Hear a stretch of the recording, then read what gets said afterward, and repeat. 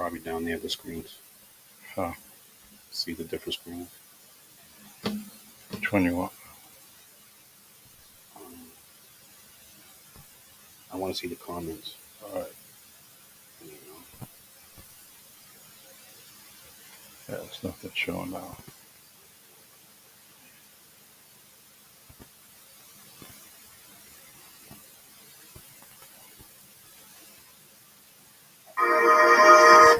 MG. Fire, baby. Fire, baby. It's the Wind Down Podcast on WMB1 Radio. Let's go. Nice comment. Good wine. It's the definition of a good time. Get your wine glass ready. Pour some wine. Relax. And just listen. Yes. We are here. Another Sunday for the Wind Down Podcast show on WMB1 Radio. I am your host, B. Carter, up in here. Another week passed by, and now we're winding down on this Sunday evening with our special guest, Marcus Wills. And we're going to bring him on in a quick bit or in a minute, or I don't know how you're going to say it. I'm just speaking out of my, you know what it is. But, before I even get into our special guest, I got to speak on some trendy topics. And one of the trendy topics I got to speak on first and foremost, Charlie, can you pull up that movie? Because I had to speak on this movie. It's emotional movie. Emotional movie. I'm just trying to get my background so you know what movie I am talking about. And this is it right here. Sounds of Freedom. If you have not seen this movie, please go see this movie. It hits the heart. It's about sex trafficking children. I know it's a kind of touchy subject, but I think it's a movie that you all need to see. It made me think about something. Very, very deeply. And what I thought about it is this. What I thought about was this. Money is a root of all evil. And it can hit home. Money can ruin families. Money can ruin friendships. Money can make people do some evil things.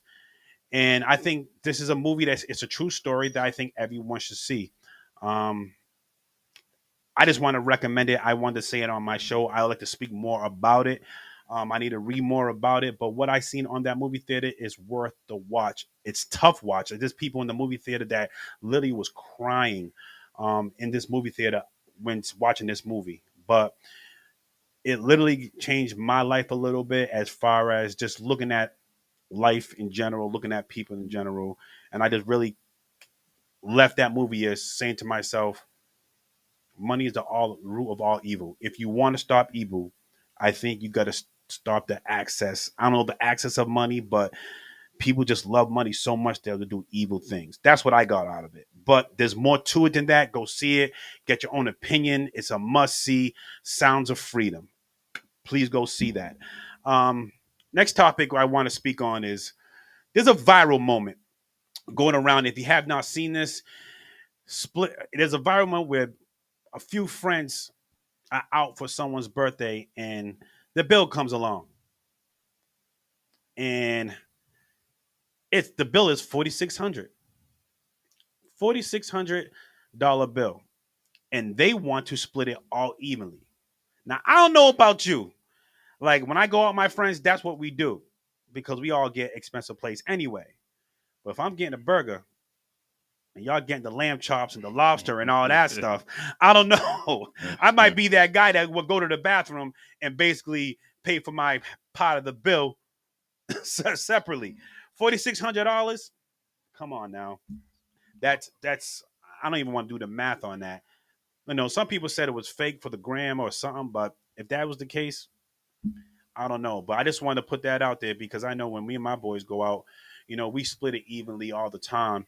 But our bill's never 4,600 either because I bet with my boys, if it's 4,600, then we know we're going separate bills. We'll make that a hassle. Next topic I want to speak on too is our anniversary, the wind down anniversary. And I want to really get into something deep with this. Crystal actually texted me today to, you know, just reminisce about our anniversary. He sent me this picture that was of us. If anyone doesn't know, this is our 3rd year anniversary of the Wind Down Podcast Show, doing this show on WMB1 Radio. We were the first show on WMB1 Radio, and I created this show with Crystal, and I just want to tell her on air I appreciate her so much. Thinking it back, that I actually started this show in my apartment, and now we at like a space, a radio station, getting ready to get into another space that is shows that what we helped start is building into, a big entity that I want to be proud of. And thinking about Crystal and I just getting together and coming up with ideas when it came to the name, when it came to topics, when it came to guests, showing up every single week, no matter what. We were the only show on air. It was I'm very thankful that I'm able to work with a person who sacrificed, a lot to help develop this show. And I would love to like thank her on the air. I appreciate her so much for doing what she's done. When it came to equipment, we helped pay for equipment. I didn't know what I was doing. I didn't know the programming. Brian had to teach me, the owner of the radio station had to teach me all this stuff. We had to just go through a process of elimination. Sometimes it was just messy. Sometimes it went smooth, but I always could count on her to be there. And it just made me think about how much I appreciate her. She was there here for a couple years strong, every week. But it takes a toll, especially when you're trying to build something from the ground up, and you need someone who you could depend on. And she was there, and I appreciate her so much. And I want to tell her that on air because it is our anniversary. Today is our 3-year anniversary of the Wind Down Podcast Show. And I appreciate her so much. So I want to thank her so much for being there and being my partner in building this. This is as well as mine is yours. And it'll always be yours. And I want to thank you so very, very much for being a good friend and a good host with me. And we're gonna have you back on because um, this is where you belong. But let's get into Happy anniversary. I'm sorry. thank you very much. Ty Perry in the back helped me produce this show. I appreciate him so much for always being there for the Wind Down Podcast Show. But I want to get into our guest. We're gonna play a song that is resonate to our guest, Marcus Wills. Everyone knows Marcus Wills. Um, he is a local legend, one of the best basketball players I have seen. I've grown up with him. He's doing big things now. He got a story. This guy does not speak. I had to like convince this guy to speak. But I'm happy that he trusts me to literally interview him and get to know this guy's story. We're gonna go from kids all the way up to what he's doing now. We're gonna talk about the state championships. He's gonna talk about his battles with some high prominent basketball players. There's so many things I want to ask him. I want to get deep into it. You'll listen to the Wind Down Podcast and WMB1 Radio. We're gonna play this Moose song, what I call, and we're gonna come back with our guest, Marcus Wills. And this song is called He Got Game from Public Enemy. We'll be right back. You're listening to the Wind Down Podcast on WMB1 Radio.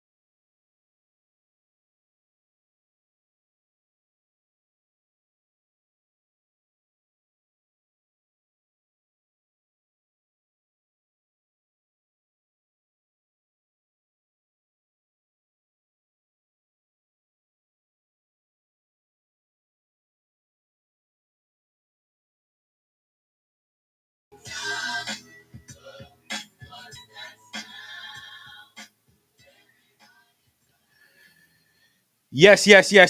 We are back. Y'all listen to the Wind Down podcast on WNB1 Radio. But first, we have to let everyone know this show is presented by Manolani Saray, where you can bring your spa experience home. Manolani Saray, get some products, great products. Marcus Wills know a lot about the Manolani Saray, don't you, man? Right now, I got the lotion on right. Yeah. You got that body butter on, bro? I got that body butter on right Yeah. Here we are, Marcus Wills, basketball legend, New Bedford High School basketball legend. Where do I start? But where I start is the icebreaker question that I have on a wind down every week. I'm gonna give you a scenario, Marcus, and I want you to answer it the honest way you can. All right. Here's a scenario: you're stranded on an island, and you're not gonna get rescued at all. You might get rescued, but not for a while. But you have access to listen to music, but only one artist or one album. What would that be? One artist or one album? Yep. Just one album. Yep. On the island. Yep. One artist or one album. Shoot, I'm probably gonna go. I'm probably gonna have to go with the Fugees. The Fugees. Yeah, I'm gonna have to have some Lauryn Hill in there with some, you know what I mean, with some. Okay. They had a variety of music in that album. Yeah, I you know something, I can see that. Fugees album, I'll ride out to. All right, I can see that. Like that. I mean, yeah. The reason why I asked that question because I feel like we're a radio station, so I like to involve music into my guests, and what I realize, music's the most influential thing in everything. It has a big influence. So, an answer to that question tells you a little bit about that person. You didn't think I was gonna say that? Nah, no, I didn't think you were gonna say that. But then when I think about it, yeah, it fits. It fits. Mm-hmm. It fits. It fits the personality. Really? I now I understand it better. I just take it as like I always look at, people like everybody likes all types of music, likes the beat and whatever. But something you always have that something that you always go to. That go to. You made me think about that production. You know what I mean? What Yeah. am I gonna be listening to on the island? Yeah. Like, I don't know. There's probably other albums I could think about. Yeah. I'll ride with it. All right. The Fugees. Oh, Yeah, Fugees. that's All a right. good vibe. I remember being in college and seeing them perform. You know what I mean? Yeah. It was a good vibe. Okay. All right. So let's get into it, Marcus. I've been excited to have you on my show for a very long while.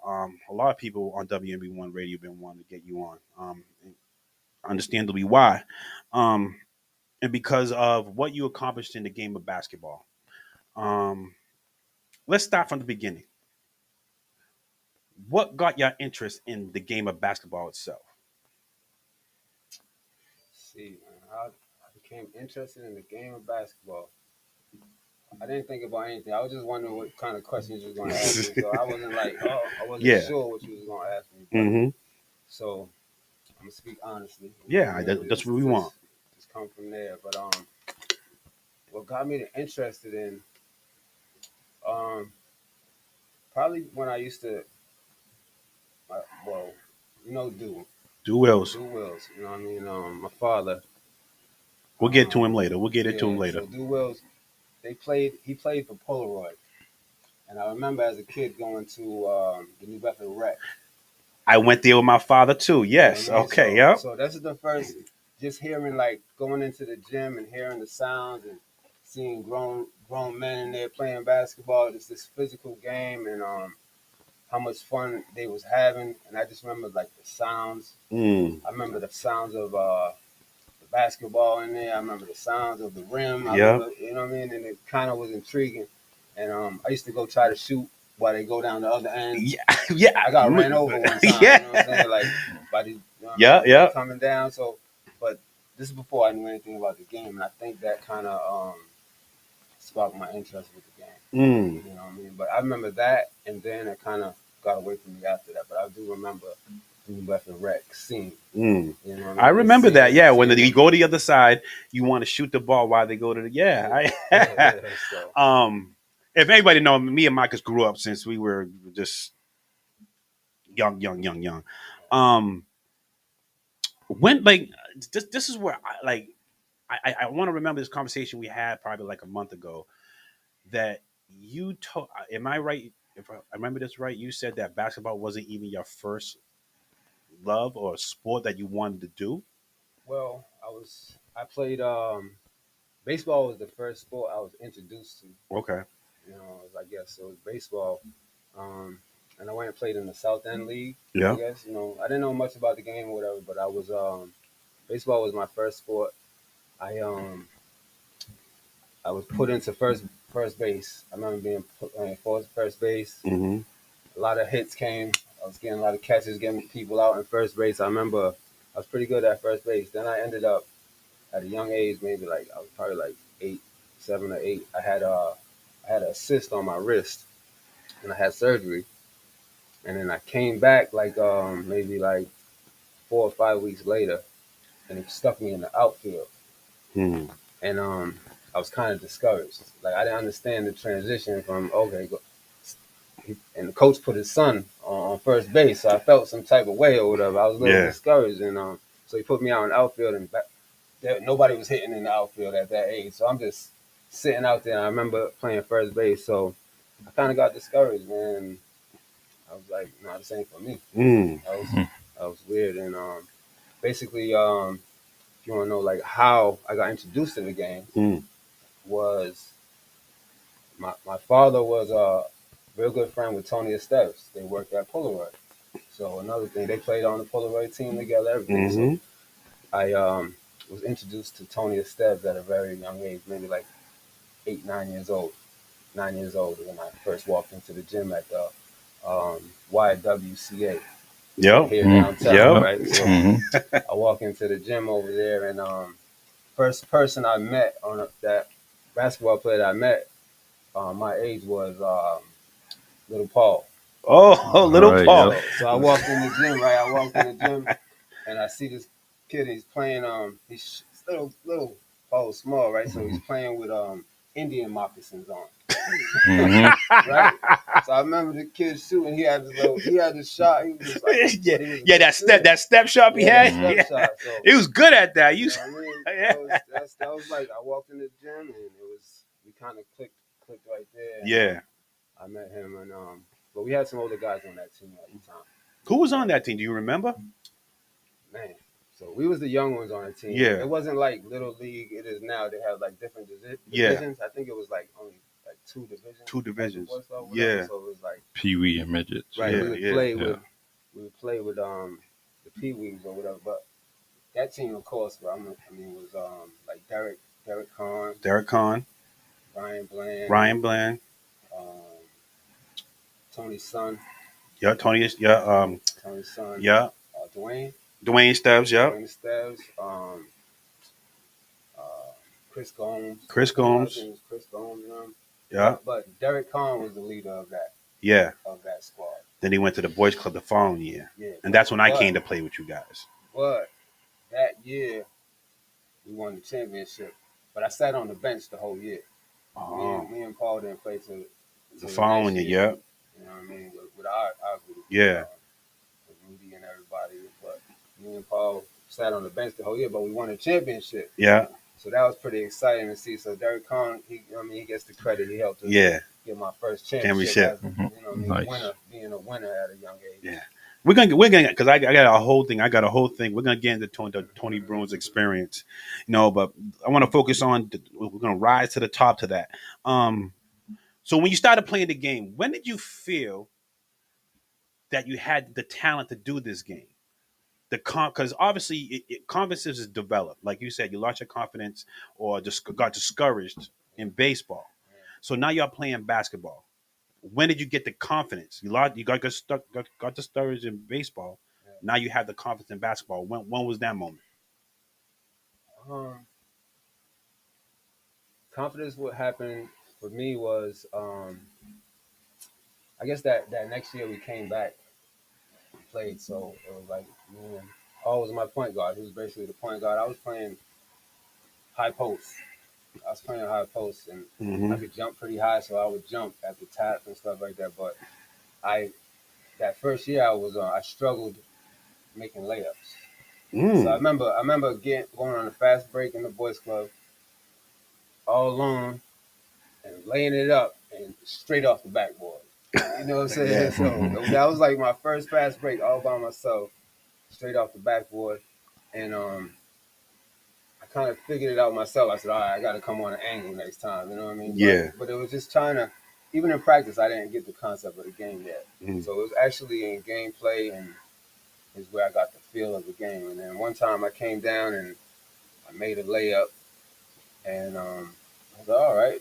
You know what I mean? Like I got the reaction, everybody's clapping and everything. I think that's when you smiled when you scored. Yeah. You know what I'm saying? Like your first Back couple then? basket, Yeah. you score, big smile the whole time down. So it was like that was big for me right there. And then I guess from there, that's when basketball outside of the boys club helped me get better.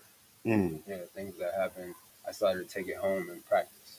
That's a good segue to my next question. Now, in any sport, you have people that are talented. Everyone has a talent to play the game. But what separates you from talent for someone being great?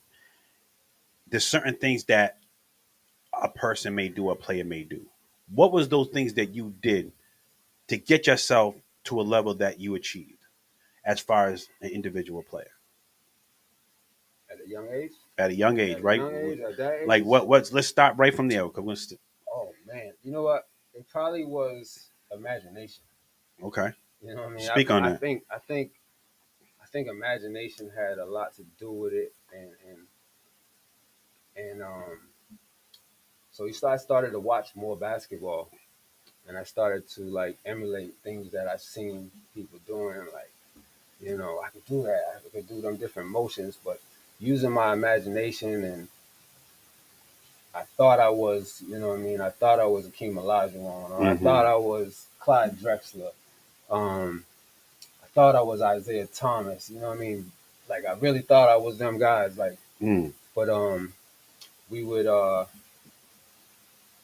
practice on. We had a crate in the yard. Yeah, we'll go. You know Get what I into mean? that. So Yeah. I guess a lot of imagination came from the basketball crate, low basketball hoops. Because you know, I mean, 10 feet was high, Mhm. but things with the low hoops we could be very creative. Creative. You know what I mean? So being very creative in that aspect of it, I was able to dunk the crate. I was able to emulate the fadeaway shots, or I was able to, you know, play using my imagination. My imagination just like took me all the way, like helped me get better at a young age.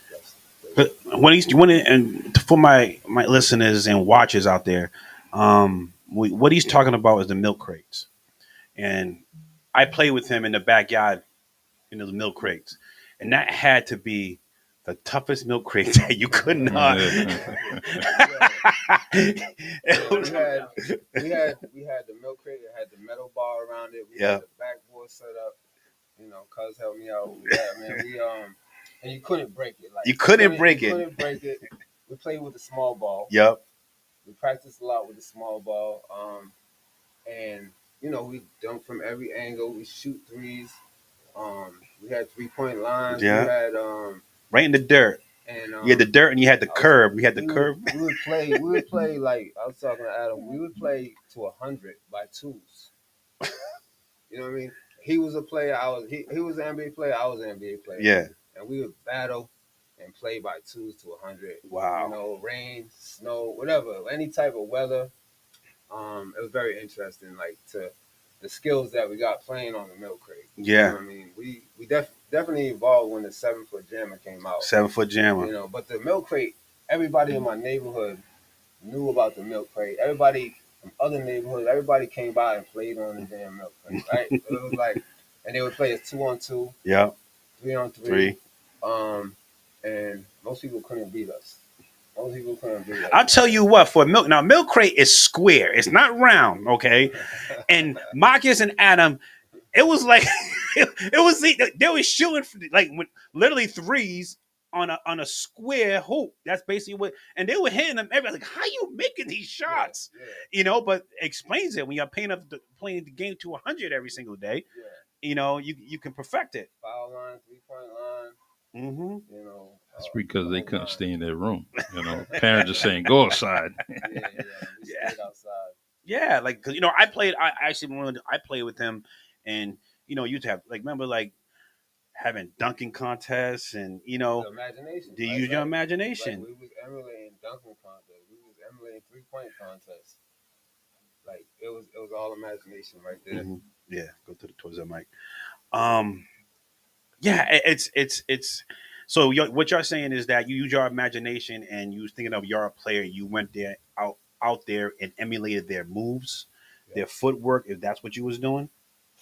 After, yeah, like immediately after watching the game, like we was out there emulating their moves, emulating everything. We picked a lot of different players too, Mm-hmm. to to try to emulate, which is interesting from like definitely Michael Jordan, of course. Yeah. You know what I mean? As far as being influential, seeing Michael Jordan, Adam like Dominique. So I was Dominique. Michael Jordan, he was Dominique, right? So he was gonna be 6'7", I was gonna be 6'6". You know what I mean? Like we had it planned. We was definitely Adam thought he was gonna be 6'7". You tell me every day. I'm gonna be just because Dominique. Promise you, man. You know what I'm saying? So Yeah, that's the 21, imagination, man. the That was heart, yeah, imagination, man. yeah, I thought Adam had big feet too. yeah. He thought he was gonna be. He's 6'7", actually size but, 13, yo. I'm being that didn't- big. That didn't happen. But, So you spoke on Tony's Bruins. I want to get in deep into that Tony's Bruins. I actually played with you on Tony's Bruins. Speak on that experience, because I feel like Tony Stead don't get his just due. There's a lot of good athletes that came through his programs, especially in Tony's Bruins basketball. Speak on that experience, because there's just so many good players that went through his system. Tony's a freaking blessing, man. Mhm. Tony is the man. That's like my goat right there. Mm. He's my goat, man. He believed in us. He taught me so much. hmm He surrounded us with the right people. Mm-hmm. He had some some tough guys around him also. Yeah. He had a formula because he even like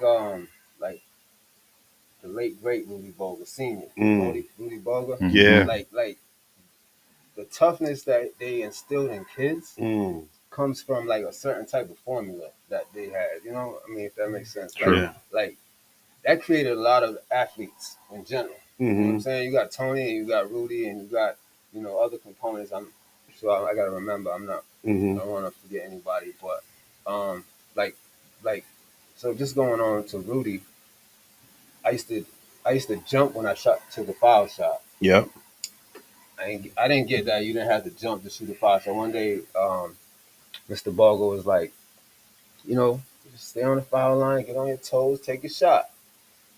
Things like that stay with you forever. Mm. Things like that I teach to this. And when you see the kids like get it the same way I got it, it's like it all makes sense. You know what I mean? But Tony is the freaking man. You know what I mean? I have all the respect in the world, all the love for him. Like he is the blueprint, like the beginning of my blueprint. Mm. You know what I mean?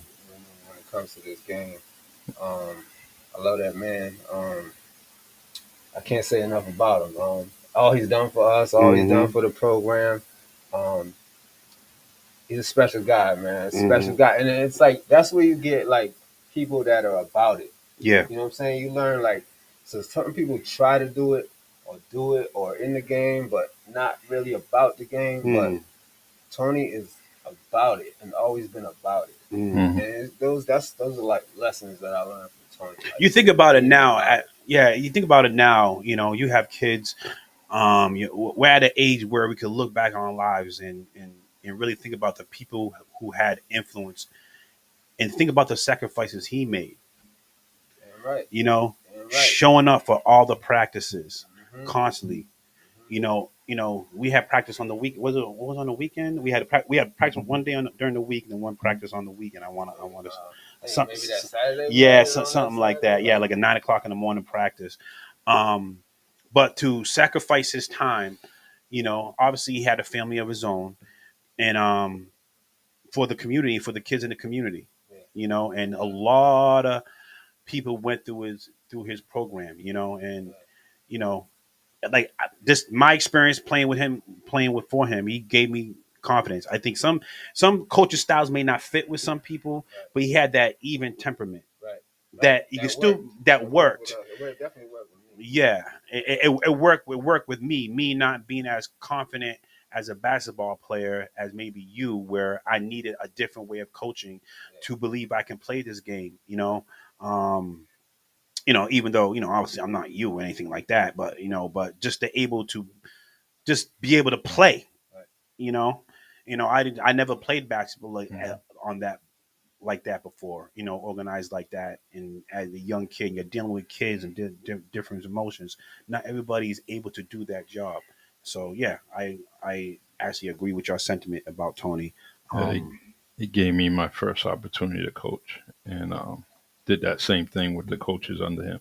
You Mm, know, trying to push you, encourage you, mhm, keep your confidence up. Tell you right from wrong, how to coach kids. mhm. So yeah, he's Yeah. done. We I think I knew he overdue to come on the wind down and speak on Get his Tony on experience. here, He man. won't. That's a He's good one right that's there. you're gonna need a big push because you know how Yeah, he is. You don't want no praises. So yeah. he's I'm gonna try though. Yeah. I'm gonna try. um. Okay. Now let's get into the transition. So now, we won some championships with Tony Bruins. I mean, we battled like against the teams in Boys Club who had great teams also. American 122. I remember those. And these are teams that locally like people knew of. Like it was a big deal when playing in this league. That there was a lot of good players that went through this league, and we were going against each other, battling. It was fun. Speak on that experience. Speak on it and get into the experience of literally the pickup games at Boys Club, the summer leagues, and all that other stuff. Well, to stay on like Tony's Bruins, it was like it was like a big event. Those games were like to this day, like we have like great memories of Mm-hmm. playing at the Boys Club. You know what I Mm-hmm. mean? The atmosphere, um, the level of talent at that age, Mm-hmm. at that time was very high. The competitiveness, the different teams that we had to play against, Mm-hmm. but it was like to me, it was like time to perform. Mm. Those games, you go after school, you go there early, you know what I mean? You get a hot dog and a soda and all Yep. that stuff, and then you played your game. And to me, it was like playing for Tony and playing, it was like showtime. Mm. It was showtime. And as things started to pick up for us, and it was about winning Mm. and feeling good, you know what I mean? And just being able to win. And Tony had a method. He put me on, I played the high post. Mm-hmm. And of course, I wanted to play The wing. outside. I wanted to be a guard and all that, but I didn't understand that. But he got me comfortable around the basket. Basket. You know what I mean? Like I was able to learn how to score close to the basket. I was able to learn how to rebound, offensive rebound, and defensive rebound, and that really helped me from inside out. Mm. That helped me become a great scorer. Mm. I see, because that was the first thing. Like I was just inside, and then each year he would take me out gradually to where that year when I played the wing, I was ready to go. Yeah, and I was in the high post. Yeah, Yeah. Still doing the high post, but Yeah. you thought the high post was a black hole, but it was a Yeah, lot going nah, on. it wasn't. No, it You know what I wasn't. mean? Yeah, That's the point I guard. thought it was me not knowing the game. That's what I thought. Right. But it was so happened that I got those corner shots, the corner foul shots, because they had to go out to you and Adam and Ryan. And we had a good team. It was Ryan Bland, Adam Clark, Marcus Wills, me, Chris Gomes. That was the starting five. That was a good starting five, man. A lot of wins. Yeah, a lot of athletes on there, A right lot there. of wins too, man. Yeah. Must respect everybody that played in that league and won championships. Also, Mm-hmm. we didn't win every single year, but we had some amazing runs. Yeah. And we had runs where it was just like we didn't lose all year. Mm-hmm. We had undefeated seasons, you know, as well. Other people did, other teams did, but we had probably one of the best teams ever to play in the Boys Club. Who was who Definitely. who else coming off the bench of our team? Do you remember AC? I think we had obviously Dwayne Stebbs. Probably Ronnie Webb. Ronnie Webb was on that Yeah, team. yeah. Rudy was on that team, right? Um, um, um, Ben Andrews. Yeah. Benji, yeah, Benji Andrews. Yeah, we had a very solid team. Um, I want to stay like on the community of like, cause all right, New Bedford Boys Club was like the almost the headquarters of New Bedford basketball, as far as playing all the time. You know, you had your pickup games. You know, a lot of people came from that tree. Speak on the community in itself, New Bedford, the community itself, that how it affected you to become the person you are and the player that you are. Um, well, I remember meeting the older guys. You had the older guys in high school. Mm-hmm. You had people. You had the Roger Lewis. Roger, you yeah. had, but you didn't see it as much. Mm. Maybe at the Boys Club you would see it and get some pickup games. Yeah. But they was old. Even B Mag. B-Mac, yep. You know, these guys are the guys I looked up to, like Yeah. B Mag, Roger Lewis, Stephen Wynn. Steve Wynn. Like those guys was like grown men to me. Those guys was it. Mm-hmm. You know what I mean? And you would hear them play on high school on the radio, and it was just that was like a whole nother level. It was like grown men playing basketball. Yeah. Mm-hmm. The community. So I looked up to them guys, and I also looked up to like I was fortunate to have conversations with like Manny Costa. Manny Cart, yeah. You know what I mean, when he was subbing at Keith or whatever, and you know you go in there and he's sitting there like talking about his basketball. You looking at this old man. Mick Bad was a big boy too. Yeah, you looking at this old man like he's telling you like how good he was. Yeah. Like, I mean, it's kind of hard to believe, but Yeah. the man Yeah, he the was. truth. Yeah, he was. The truth, but he spoke that knowledge. Mm. He spoke that knowledge to you, and we kind of related. I related, and also playing after Tony's with All Other Way in the Cape Verdean community, the Cape Verdean support at the time, Mm. the wise men, you know what I mean, the Yeah. older guys. It was Smitty. Remember Smitty? What's Smitty's last name? Cape Verdean Smitty. Mm. I remember his name. I can't. I remember a old man Smitty. He was just a proud Cape Verdean man that Mm-hmm. would always steer you in the right direction. Yeah. And I think that helped. Mm-hmm. And it seemed like everybody was getting along to me with Oh Well Away, Tony's, you know what I mean? That but it was very influential, even going to Oil Away and that community and helped me out a lot. Mm. Yeah. I mean, you know, There's a question on the board from Jeffrey. Who? what you got? Good question for him.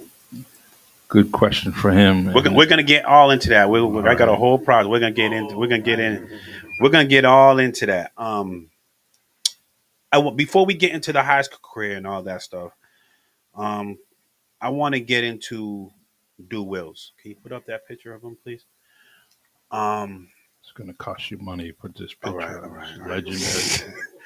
legendary. I want to really get into deep to this. When I talk about the community and people that's influential to you, this man right here, let's really get into this man right here, because, like I said, I grew up with you. I know the type of man he is. He's your father, but speak on it. Speak on it. I mean, Du Wills, man. He's Du Wills.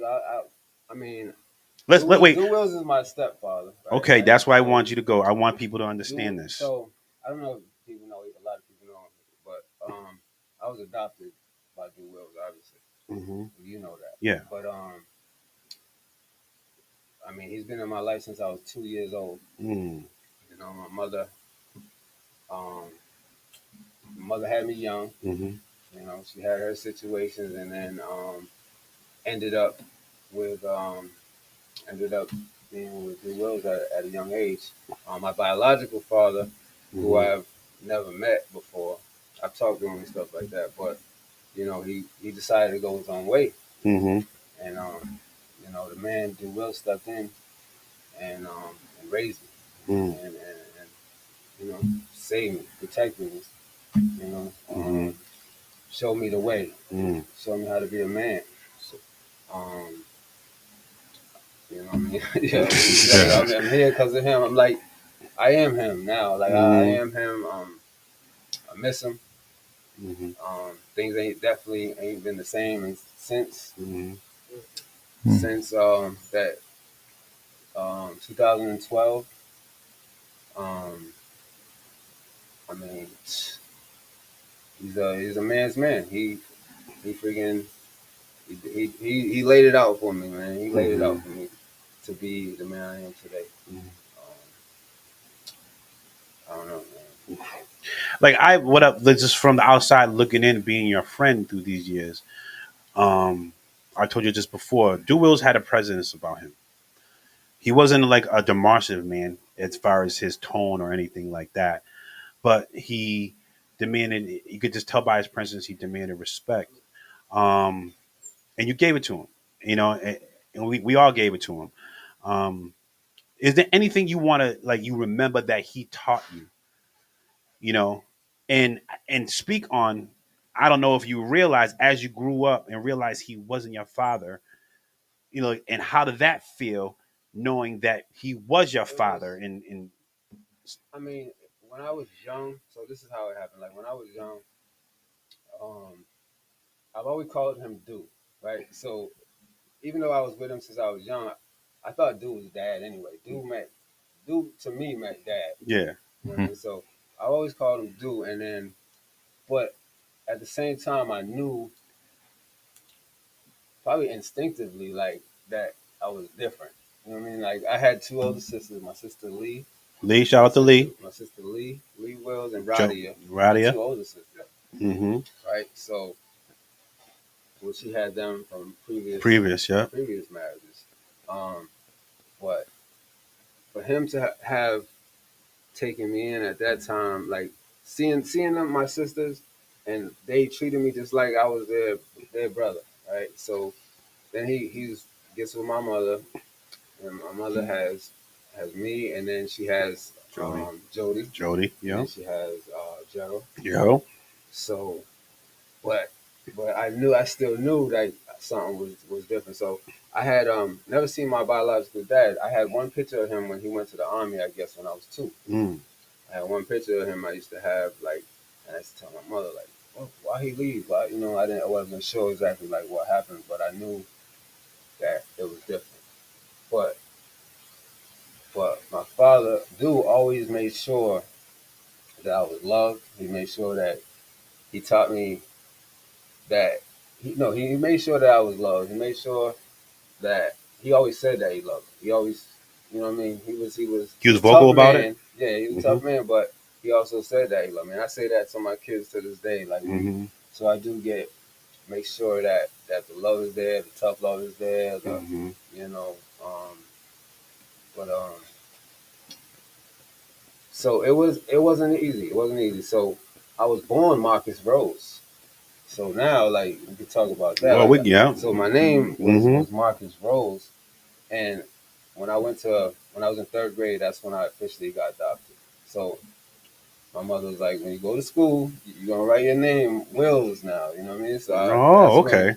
that's when I went to school that Which year. do deserve. Right, Mm-hmm. right. So they gave my biological father the opportunity to if he disagreed or whatever. I remember that Mm-hmm. process, but Or disagree as far as changing your name. yeah. Okay. Yeah, they give you that optional. I mean, you got a certain amount of time to How old dispute you? it. How old was you? Shoot, I was in third grade, man. Oh wow. Yeah, I Okay. was in third grade, and I changed my name, and I started writing Marcus Wills, and then that's it. Like that was the name of champions right there. Yeah. I, Mhm. I love the Rose. You know what I mean? My Yeah. grandfather. We can talk about Yeah. Mr. Rose too. Oh yeah, we can. Rose Electric. We can talk about Mr. Rose, Mhm. but we talk about community. I had strong men Mhm. around me. You know what I mean? When it comes down to it, I definitely had strong men around me and people I could look up to. But Papa Due was that guy. Mm. He was that guy, and he allowed me to be me. He believed in me. Like, you know what I mean? You need people around you that believe in you. Like, he was like, I think when he was like, so I gotta tell you a quick story. Right, go ahead. So I was in 7th grade. This is how I got some big confidence too. We was playing at Old Vogue. I was playing 1-on-1 against Papa Due, right? Okay. So I started to play. I was in 7th grade, and I beat him 7-0. Mhm. He didn't score. He was all over the place, man. This is Old Vogue, metal backboard, metal rims. This is Oval, so I beat him 7-0. I was like, you know what I mean? I was burning him. Like, he was like looking at me like, I was like, oh, it's on. It's on and popping. Like, when you beat your dad. Yeah. You arrived. Yeah. Yeah. That was pivotal. That was pivotal. And I really got him. Like, it wasn't like he gave it to me or anything like that. He was like, And Duke Wills was a small guy. I think he retired after that. Because he used to play before. Now I think about it, he retired after that and was like, "This is your game." That's a fact. I'm gonna watch you. I'm gonna win through you. Yeah. So, Nice. but that's a real story right there. Gave me a lot of confidence right there. Once that, and then we was kind of on a tear after that. Like, he would support me from the back, from behind. Like, he would just support me, Mm. and anything I did, and with help from others, I was able to play at different AU teams and different basketball camps. Mhm. You know what I mean? He made sacrifices. He paid at that time. You know what I mean? $500 to go to camp was a lot of money. Mhm. He put me on airplanes and sent me away to go play. You know what I mean? With other people, my friends weren't doing that. They wasn't going to play at 5-star. 5-star camp. I would Yeah. go to 5-star, come back with some new moves. You know what I mean? And share some new moves and different things like that. So Yeah. it was pretty cool. Yeah. See, I mean, I love the story. The fact that father and son are playing basketball. I mean, seriously, I don't know. I don't. You drive through the parks, you don't see that as much. Literally, like, you're really playing with your son and playing with him and enjoying. You don't realize what he's doing to you. He's like he's. I think that's probably where you got your biggest confidence is where I beat my father. Yeah. You know. That was big. All right. So any big person in front of me, is not intimidating. That was big, man. Because we was even after that, like I was talking to AC. There was a time like nobody could beat us 2-on-2 our age. Mm-hmm. Like when me and Adam played, realistic, like there was like summers where people in the neighborhood nobody could beat us, and that's a lot of confidence right there. That's from your in your city and in your area, in your town. So that was big. That was And there's balls in the city, and when you see and Marcus and Allen were together all the time. So when you see them, they're always down to play. You want to play. You want to beat them because you want that status. Yeah. And I think that people coming at you, as kids, constantly want to beat you guys. Probably made you guys even better. What do you think? Yeah, and eventually that carried over to the neighboring cities Mm-hmm. wanting to beat him. Yeah. Beat his teams. So, but no. We was high flyers too. We could jump. Oh yeah, at a young age too. We was able to dunk. I was able to dunk. I was attempting to dunk in 8th grade, like I was on fast break. So Mm-hmm. at a young age, we was in Butwood Park when we played. The hoop was a little lower, Yeah. Mhm. Yeah. but real life game action, we was dunking. Mm-hmm. Like it was exciting. People would be watching us play. People, you know what I mean? That was Oh yeah. that was exciting. But the Butwood Park run was big. Butwood Park run, I got a lot of buckets of Butwood Park. Especially at the time, man. I know I got buckets in high school and college and stuff. But Yeah. I got some numbers. I might be all-time leading scorer. But at Butwood back. Park. 'Cause I put the ball in the hoop right? more than most people. What's up? Helmet. A lot of A helmets. lot Yeah. of, we dunked on people. People remember that to this day. Like that was cool, man. That was Yeah. that's a blessing. Like not everybody could dunk like that, but we was. I think that's what I did. I put the ball in the hoop more than most people. Mm-hmm. Just naturally, Mm. naturally that helped me. And so playing in the parks, the playgrounds, always shooting. I probably put the ball in the hoop more than most people Mm. in the area at that time. So it was like a lot of buckets. Mm. All right. We're gonna get into we're gonna take a break. I want to get into his high school career and his college career, where he really started making a name for himself nationally, and where people outside of New Bedford got to know who Marcus Wills is. So we'll be right back after this music break. You listen to the Wind Down podcast on WMB1 Radio. I want to keep it basketball. This is Above the Rim from Belle Biv DeVoe. We'll be right back after this. Wills.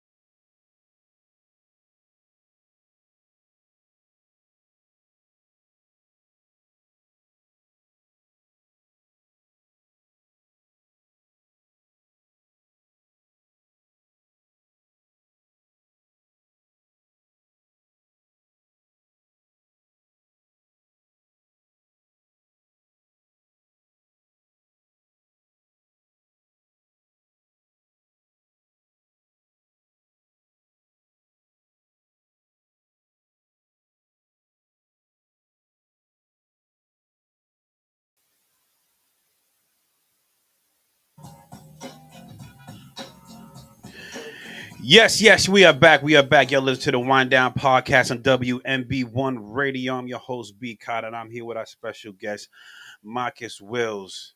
And it was a saying during the championship run when they said, "Where there's a Wills, there's a way." That was a good one. That was a good one. So let's speak on this high school career of yours. A great one as that. Now, you went through the 20 Bruins program. You and Adam are dominating the street ball scene, and this, you're practicing on your milk crate, using your imagination to create moves. Dual Wills is being very influential into your growth as you get to this point into your teenage years. Now you're in high school. There's expectations. Okay. Let's start from freshman year. Going in. What now? When I was a kid, I like to play. Football was my first love. I wanted to run track and play basketball. And I always those football games was the thing for me of want to play under those lights. That was the thing. It was a like back then. New Bedford High School athletics was a big deal when this event, and I'm sure you felt that way too with those games, especially against your rivalry Durfee, especially in basketball was a big deal. What were you feeling now? I'm a freshman going into high school, about to play basketball for New Bedford High School. Speak on that experience, your thoughts, your feelings, everything above what I just said. Very excited to get to high school and play. Had a really good eighth grade year. That's where I first went to 5-star basketball camp, Mm. and what was it in Pittsburgh or something? Right. Went to 5-star in Pittsburgh, right? So um, On your back.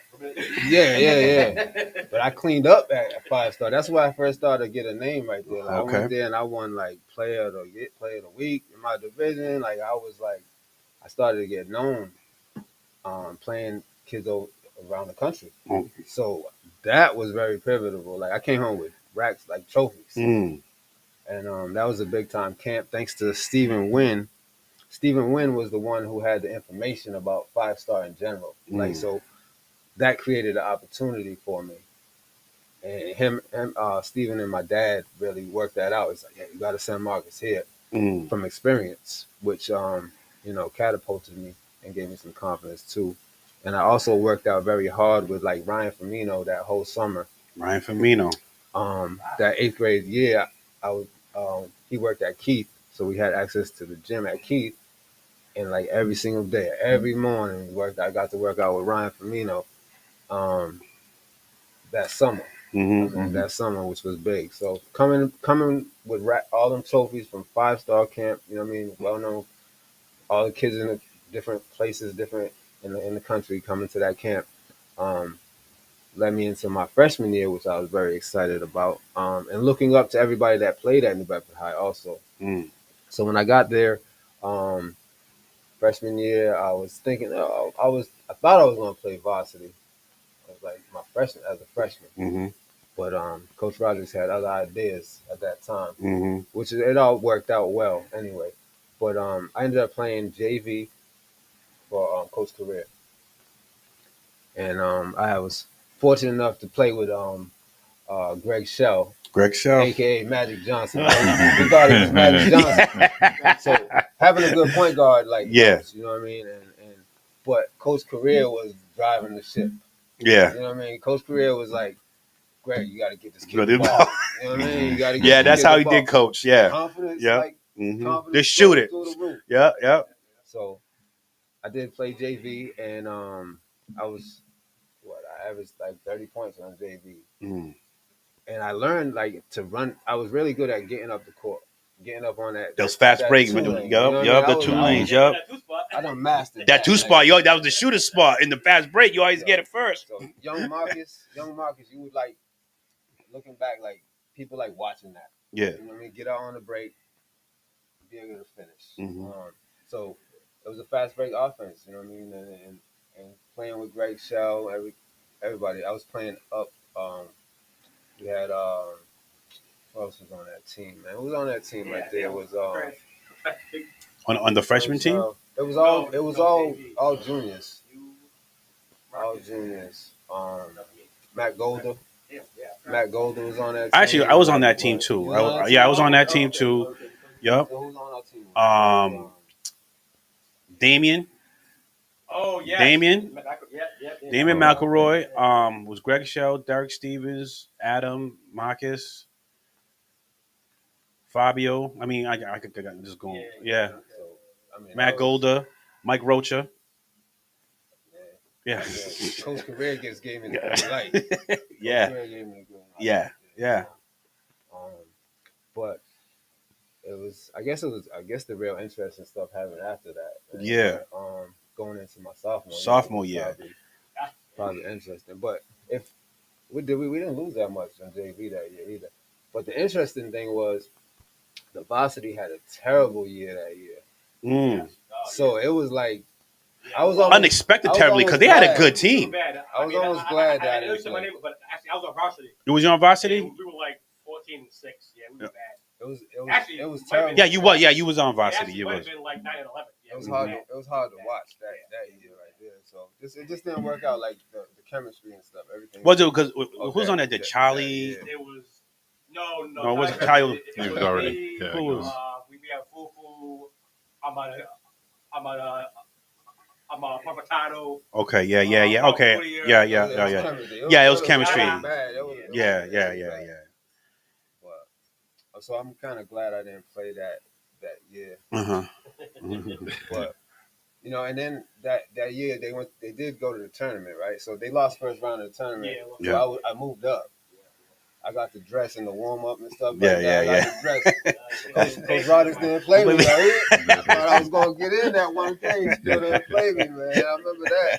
But All right, so let's get into that sophomore year because this is the year.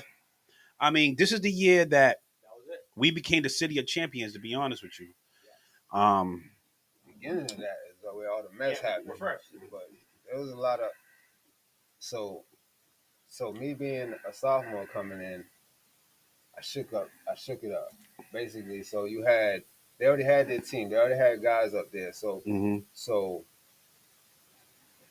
I guess I was taking spots. That's why at first like you get up there now I'm playing and I'm taking positions. Yep. Now it's getting kind of like getting real. Yeah, You know what I mean? yeah. So you got the older guys. Sometimes when you get young guys come in, they're a little more hungry. Yeah. You know what I mean? If you see that, then Mhm. seniors and juniors, they kind of get lax. Yep. And it just happens to everybody. They kind of get lax, and then some. So I was the new kid on the block. So me coming in, so you had Dada and you had Dada. Fool, Yep. where it created the controversy. You know Mhm. what I mean? And I guess this is where it all started. Jeffrey. I know Jeffrey We're getting into want to it. talk about that stuff, but it was just, you know what I mean.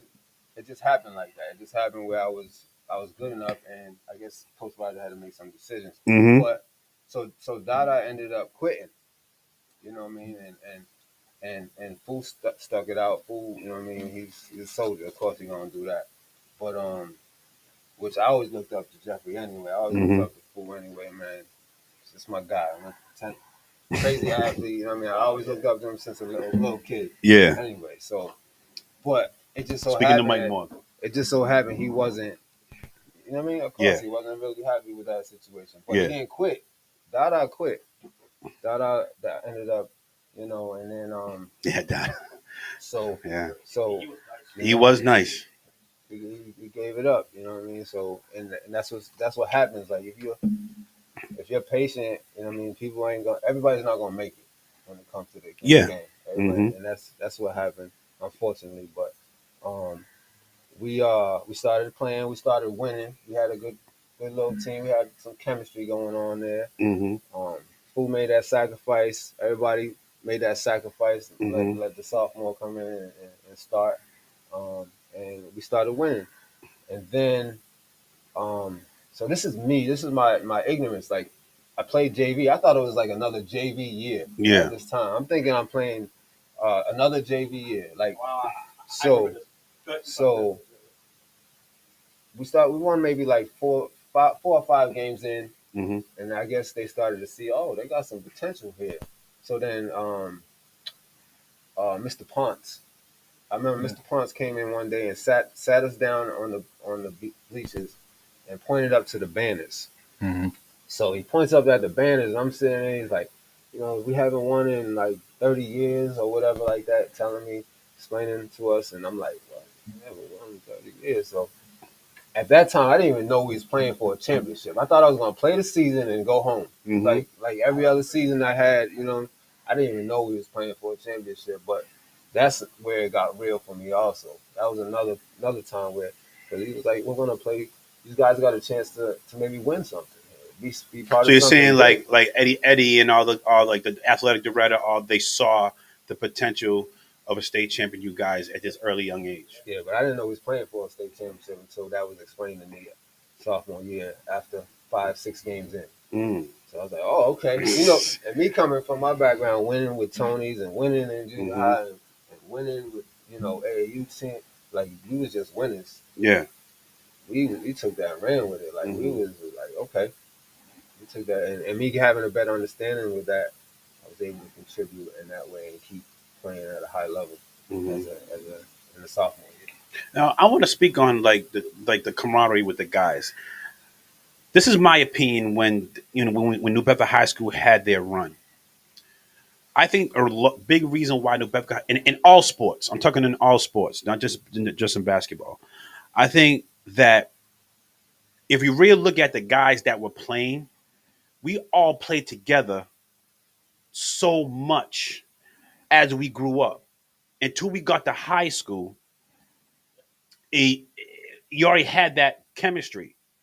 You know what I'm saying? Where if it was in football, if it was in basketball, if it was any sport that we did, we were all athletes that we grew up together playing together. So it was you didn't have to go through that transition of trying to figure like why you said this the team before that there wasn't that good because there's no chemistry there. Right. You had the chemistry. You just Right, had to right. everybody just had to grow up, get to the Right. grades where we're playing together. Am I correct saying that? Absolutely. I mean, that's like, that comes back from Tony's Bruins. Like, Mm-hmm. we was just always all together all the way up. Like that. That seemed like that Tony's Bruins blueprint. Mm. And they was proud to see us go all the way up Yeah. and be winners all the way up. Mm-hmm. And it carried over. When it got to that year, it was more of like, because Mike Roach had played on also the Boys Club. You know what I mean? Yeah. The Boys Club teams that Mhm. were successful with Coach Mendes. Yep, Rob Mendes. They was successful as well, and we just gelled. Joe. We gelled to create that super team. Mm. That was a Yeah, super that's what it team, was. man. Basically, I mean, that's the greatest team. I don't know. I have to think about what year was better. Like, Okay. maybe if you ask me that question, then No, we're getting to these questions. Like right now, I just No, want to go but- into history. but Then like I'm gonna ask. what it was, I'm gonna but force you to compare a lot of that things. was, All right. I'm gonna try to get you to anyway. yeah.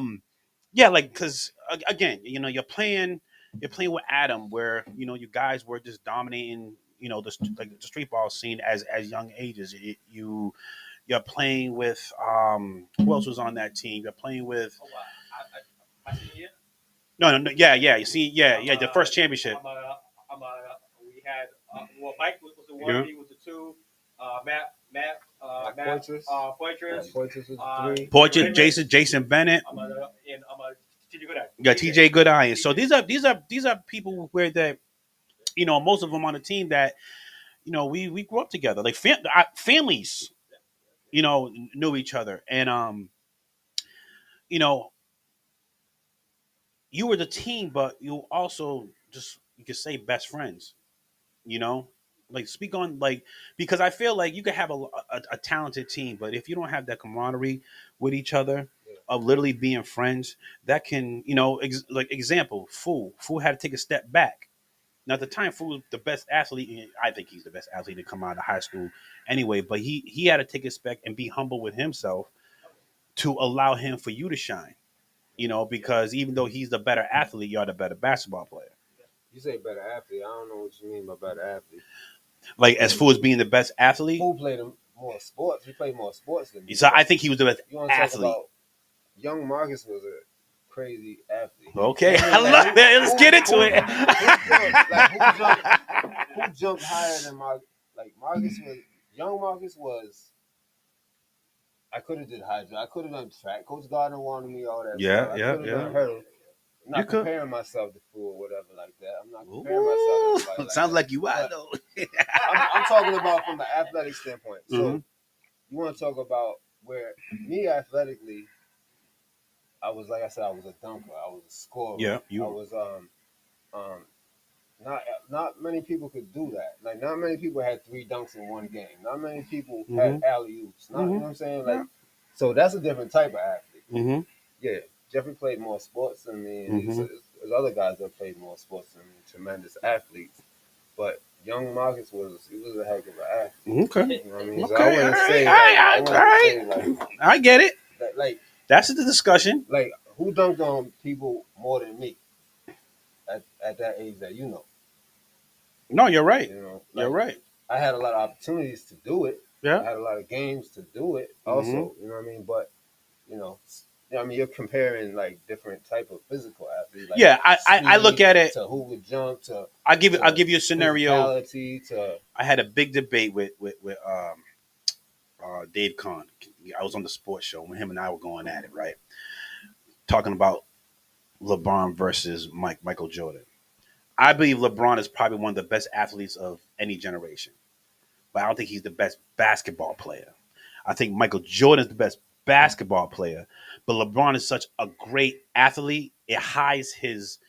that's tough because you don't even put LeBron in your top 10, right? Did you say that? No, LeBron's in my top 10. All right, He's in my top 10. all right. But I don't thought you said like something the that. discussion of him being.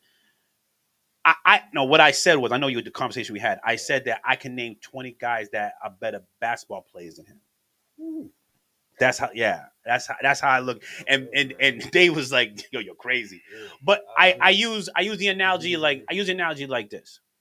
Who's a better basketball player, Fu or Chris Herring? Who's a better basketball Chris player? Yeah. Chris. All right, but who's a better athlete? Fool. That's why I compare it to. It's like Michael Jordan is a better basketball player, but LeBron if LeBron went to go play in the NFL, he'll still be dominant. You know what I'm saying? Okay, I see what you're So saying, that like he's just a freak. He's 260, could run like a gazelle. And you know what I'm saying? It's nothing. I don't know, man. You're saying even comparing who to Chris as a better athlete, like they're both tremendous athletes. They They're are, at high but who's professional- better? I'm not saying I'm That's- not you diminishing can't Chris really Aaron's say- athleticism. They're both professional, like it's professional Yeah, skill but set. Hmm. I think Fool, Fool ran track. Like, Yeah, I it's just I think when you're at the second one sport, yeah. athlete is like several sports. Hmm. Fool could have gone to the Olympics. Yeah. Right. Like, Right. he was a great Yeah. athlete. But Yeah, but okay, what I see what you're saying. that's what I'm saying. Like because Fu, you know, multi sports. he's just a better athlete. I'm not saying that. And you know, like, you know, Fu excelled in football. Fu, you know, he was good in basketball. He excelled in track. I don't think that because he was such a very athletic freak. Yeah. But I'm not saying that Chris Herring is not athletic. Right. You know what I'm saying? Just that's how I compare LeBron and Mike. Yeah, You know what I'm saying? And I think that's how I'm comparing you and Fu. Where it's like Fu is football, basketball, Yeah. track. Like could you done track? Could you done other? Yes, you could have. But could you have done on the highest level like Fu does? like that? Yeah, we don't know. We don't know. I'll stick to my sport. Okay. I'll stick to basketball, but Okay. yeah, when it comes to basketball and athletics, it's Oh yeah, no question, no question. I'm not saying no. I'm not saying you can't. But I believe the best athletes Yeah, are yeah. track and right basketball. Yeah. You run, you jump. You know. So, but speaking of Chris Herring, let's get into let's stay on the first championship. So you're in the playoffs, all right. Obviously, they had aspirations of state championship. Now you're in the dance. You're in the tournament, right? And you go through a lot of great players. First was whom in the tournament. in the tournament? Your first great Sophomore player that year? you faced. Great players or great team. We played Catholic Memorial Catholic Memorial was good. when I had like 44. Yeah. I dropped 44 on that sophomore year, right? Catholic Mhm. Memorial going into that game. Then we played Durfee. After that, right? Mhm. We played Durfee. Yep. So then we had an incredible run with them guys. Took them guys out. Yeah. Give them what, like, I think it was like 39. Not like 32. Oh, okay. Yeah. Yeah. So It was Yeah. always a battle between him and Herring. Yeah. They were you want going. to talk about the battle and compare the Durfee battle. Me The and Durfee Chris. bet, like, 'cause I want to really get into that deep. I want first. I So- want to focus on the championship run, and then So because the I'm gonna backtrack to So the after rivalry. Derby, then we played my boy James Scooney Penn. Scooney Penn, Mhm. yeah, Played Scooney Penn in the Garden. in the Garden, Another- where they another- played the games in the Another great experience. Yeah, the Boston- old there. Boston Garden. The old Boston Garden. Well, I probably had like 20, like 18 in that game. Mhm. You know, another one. Then we went to the finals. Worcester You know, Central. Set, In the Set snowstorm. the stage. Set it up. Set the All right, stage. You know? this is what I'm talking about here, Yeah. because I haven't talked to Marcus about this. You want to go back? Hold on. You want to go back to the crowds at these games? Oh, The yes. Pepsi Memorial crowd packed Yes. at Brockton. UMass Boston Derby game Yep. packed. Like We had 5,000, buses going up I there. don't Like even know how many the thousand. school spirit was crazy. Onto the Boston Garden. Yeah. We filled the garden up. Got a lot of respect up there Yeah. in the Boston area. Like we Mhm. was running through all these different teams that you ain't supposed to beat. Andover's, Hmm. the Boston College, BC Highs, like everybody. We ran through all them people Yeah. to get to that point. And That point. Play Scooney in the Garden. And then, like, I want to talk about the crowd because the state championship was in a snowstorm. And the crowd was huge. You know, you're driving to Worcester it was a snowstorm. It was so bad when you got back, all the cars in the parking lots were covered with snow. Mhm. So, but there's people that was there to support this team, and you know, I took the ride, and I gotta set it up. Okay, so now you got the championship game, and the game's back and forth. It's an exciting game, right? And now we're down to what was it? It's the last, I want to say, 17.6 seconds. yeah, 17.6 seconds. I remember. 17.6 seconds. And let me tell the story. Let me tell the story, right? So everybody thinks that the ball's gonna go to Marcus, obviously, or but you got Jeffrey Fufu Correa, who we just spoke on, and he has it at the top of the key, and he's dribbling. I don't know what the play was, whatever. No, but we were I fouled ahead. out. Oh, you was head. I fouled Yeah, out. and Huh? back Oh, you then- did foul out. That's right. You did Yeah. foul. And back then they were doing shot clock. Yeah. So he was dribbling. So yeah, we didn't know who was gonna get the ball. I fouled out. Yeah, that's right. You did. You did that. couldn't All right. get the ball. You did foul out. And so he took it behind us, took it to him for himself to shoot that ball. Now it was a crucial shot. It was a shot that I don't think most people thought he should have took. Because we were ahead. Right? Because we were ahead. Why you taking that shot? And he hit it. And it took a couple of bounces, but it went in. I want to know, were you on the bench? What were you thinking, feeling at that moment? So before you get to that, me and Fufu used to share. Hold on. Charlie, can you put the comments just in case people are commenting about this? Go ahead. Hold on. Me and Jeffrey Correa used to share basketball shorts that year. Right? We had one pair of baggy shorts. The baggy short, yeah, because others was short, hold on, yeah. hold on. The white ones, like, we would switch off. Yeah. Sometimes I would have the tight white ones. Sometimes Fu would have the tight white ones. This is me and Fu. This is our relationship right here. we fought over the baggy shorts, right? Uh-huh. And we had some cheap uniforms that year. Yeah. So, Yeah, you but guys that are was you a guys whole are nother story. freaking spoiled now. But so when we played in the Garden, Fu had a big game in the Garden as well. Like Scooney Penn and them, right? Yep. Fu Oh, had yeah, he had a Yeah. big game in that. Yeah, 6-3. Right. So we played in the Garden. Fu had another big game. I mean, like, I'm not surprised. Like I was there to win. You Yeah. know what I mean? I'm a sophomore. I averaged 18 points. This was a setup to me being the all-time leading scorer. But if you want to get the averages, I averaged 18 points that first year. Yeah. Right. So I did my job. Jeffrey comes in. You know, he's not a quitter. Yeah. He comes in and does his job. Job. Yeah. Right?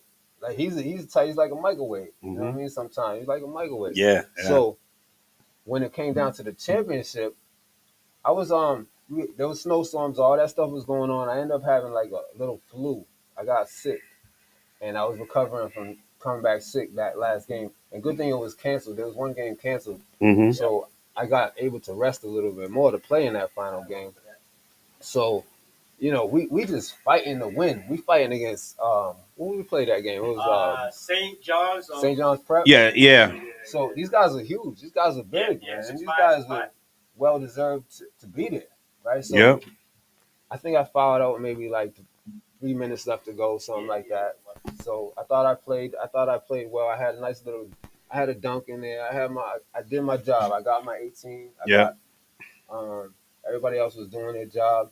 And when it comes down to championships, it takes luck. It takes a lot of different things in order for people to win, because people haven't done it since. Mm-hmm. You know what I mean? If it was that easy, they would have done it since. Mm-hmm. You know what I mean? So it's very difficult for the ball to bounce in your favor. Yeah. So when Jeffrey had the opportunity or whatever, so this was his shining moment. It didn't surprise me that he took the shot.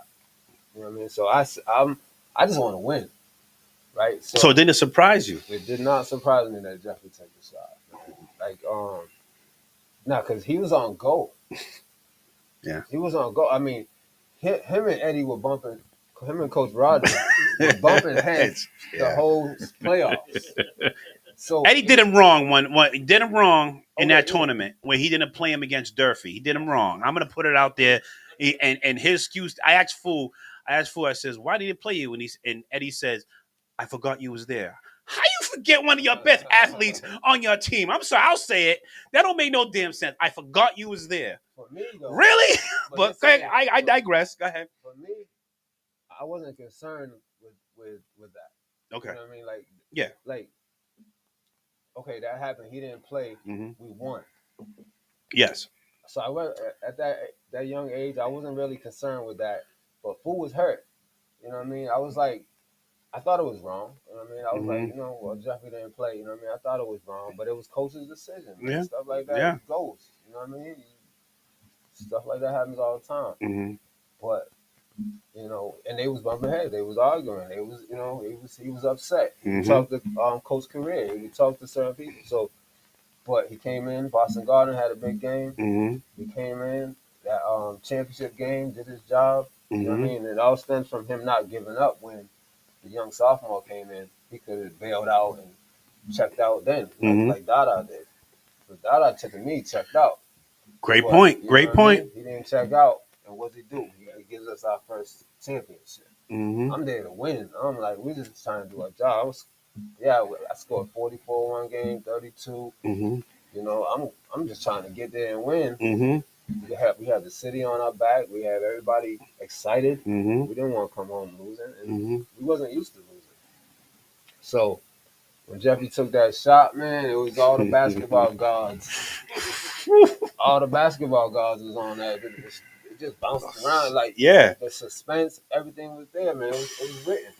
It was written, man, and we was able to bring home that first championship. State I tell you, when I was in that crowd, my reaction was like, no, yeah. Right. I was like, what better way for it to go down? Yeah, man? yeah. He deserved it. He deserved that. Yeah. You know what I mean? So how was that feeling? I mean, again, you guys, most of that team grew up together, and you accomplished a feat that New Bedford High School hasn't done it in a very long while. What was that emotion? What was that feeling? What was speak on that? And I thought I won an NBA championship. Man. That was like on top of the world, man. Mm-hmm. It's just incredible, man. Yeah, the impact on the city was tremendous, and I mean it goes almost 5 generations that were following this team. Yeah. And I seen that, that crazy. But no, that was I had all your pictures in the back. It was nice. It was different, right? It was a unique, special time. Mm. It was a memorable moment for a lot of people. A lot of people that we went to school with knew what they was feeling, knew what they was going through things. Like it's a pivotal time in our history that people reflect on, and most of it good times. Mm. Mm-hmm. You know what I mean? Most of it good times, and it happened. Basketball had to play a part in helping that out, Mm-hmm. and helping that time out. I mean, like The '90s was good. impeccable, man. Good music, good Music, ball, good you ball, know, everything. championships, Mhm. and it's something that's hard to duplicate. True. You know, You know something. I'm gonna make a call because He ain't answering you. no, he just texted me. I'm gonna call Fool, and I want to ask him because Oh, boy. he said he asked me the number. He wants to call, but he's listening. Hold on, let's see. Hope he answers. get them on FaceTime. Yeah. Man. Word on. You're on the air, bro. Yo, what's good, brother? What's up, Mr. Wells? What's going on, Jeffrey? What's up? Hey, Yo, much love, man. I'm glad you finally got a chance to tell everybody your story, man. We've been waiting for years just to hear you even talk, man. You're one of the most humble athletes I ever met in my whole life, man. I just want to say I'm proud of you, and I'm proud of where you're at. You always did the best that you can on and off the court. And even a guy like me who was a little older than you always made me work even harder just because of what you always brought to the table, man. I'm proud of you, and I'm loving listening to your story because everybody needs to hear it.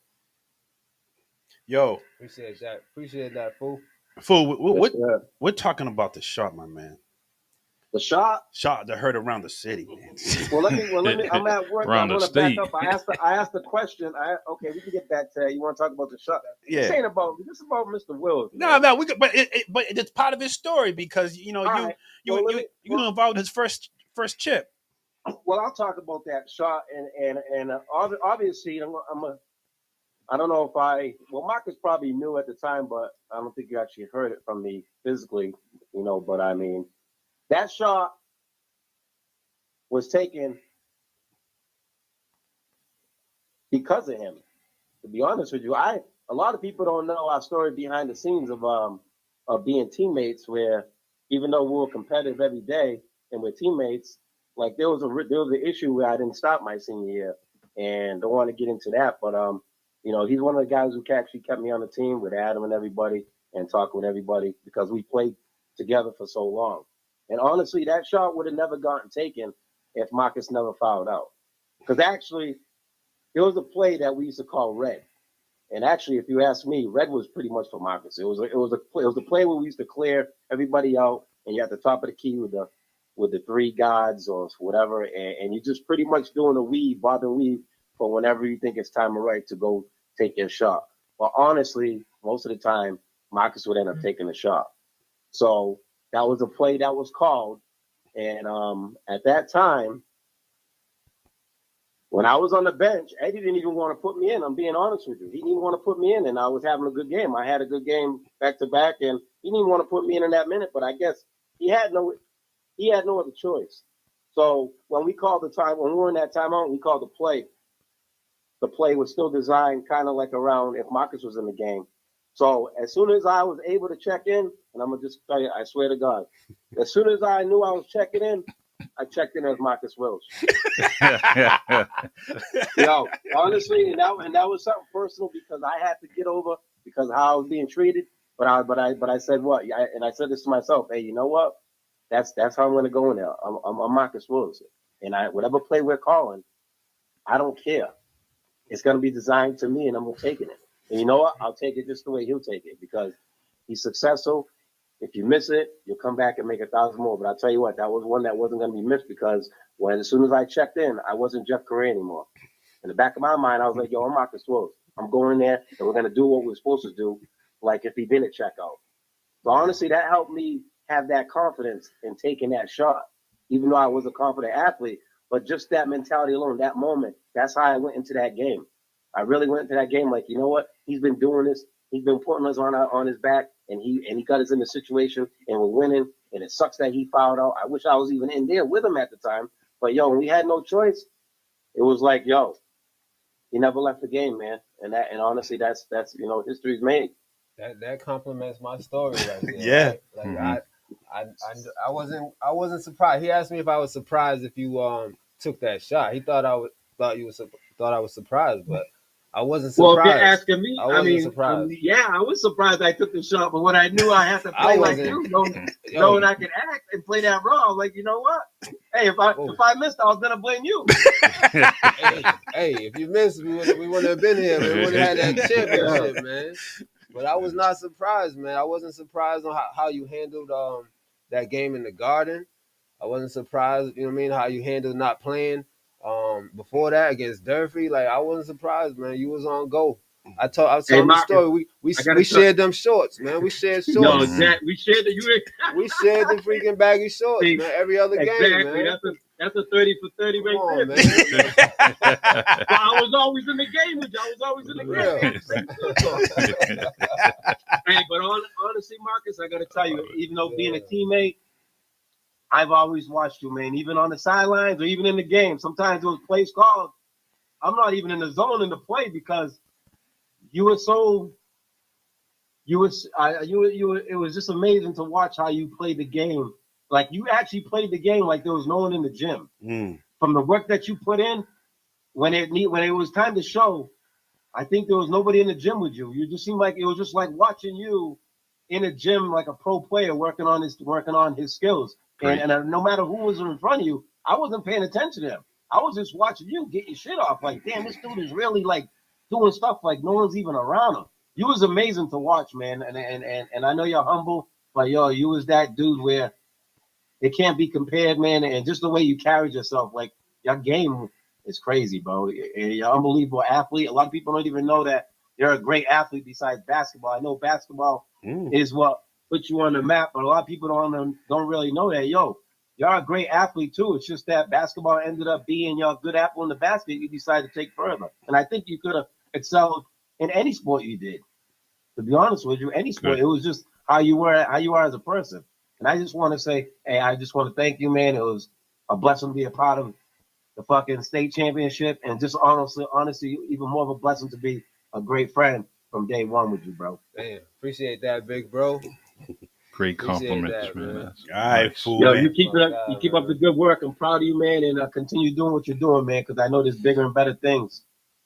Absolutely, man. Appreciate the love. Love you, big bro. All Love right, you fool. too, brother. All right, we'll talk, bro. All right, B. I appreciate it. Later. Wow.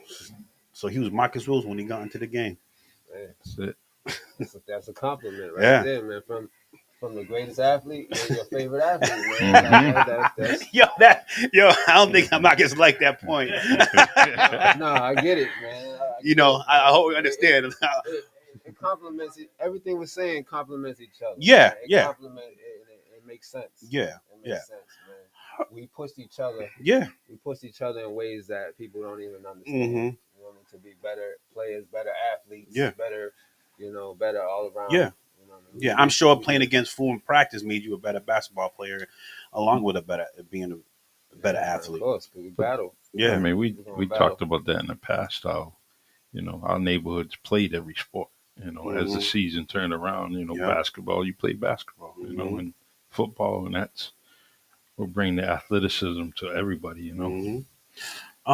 So let's get into the following year, because you repeated, but you got a totally different team. A lot of these players are now. Most of the team is players who you grew up with now, all of them.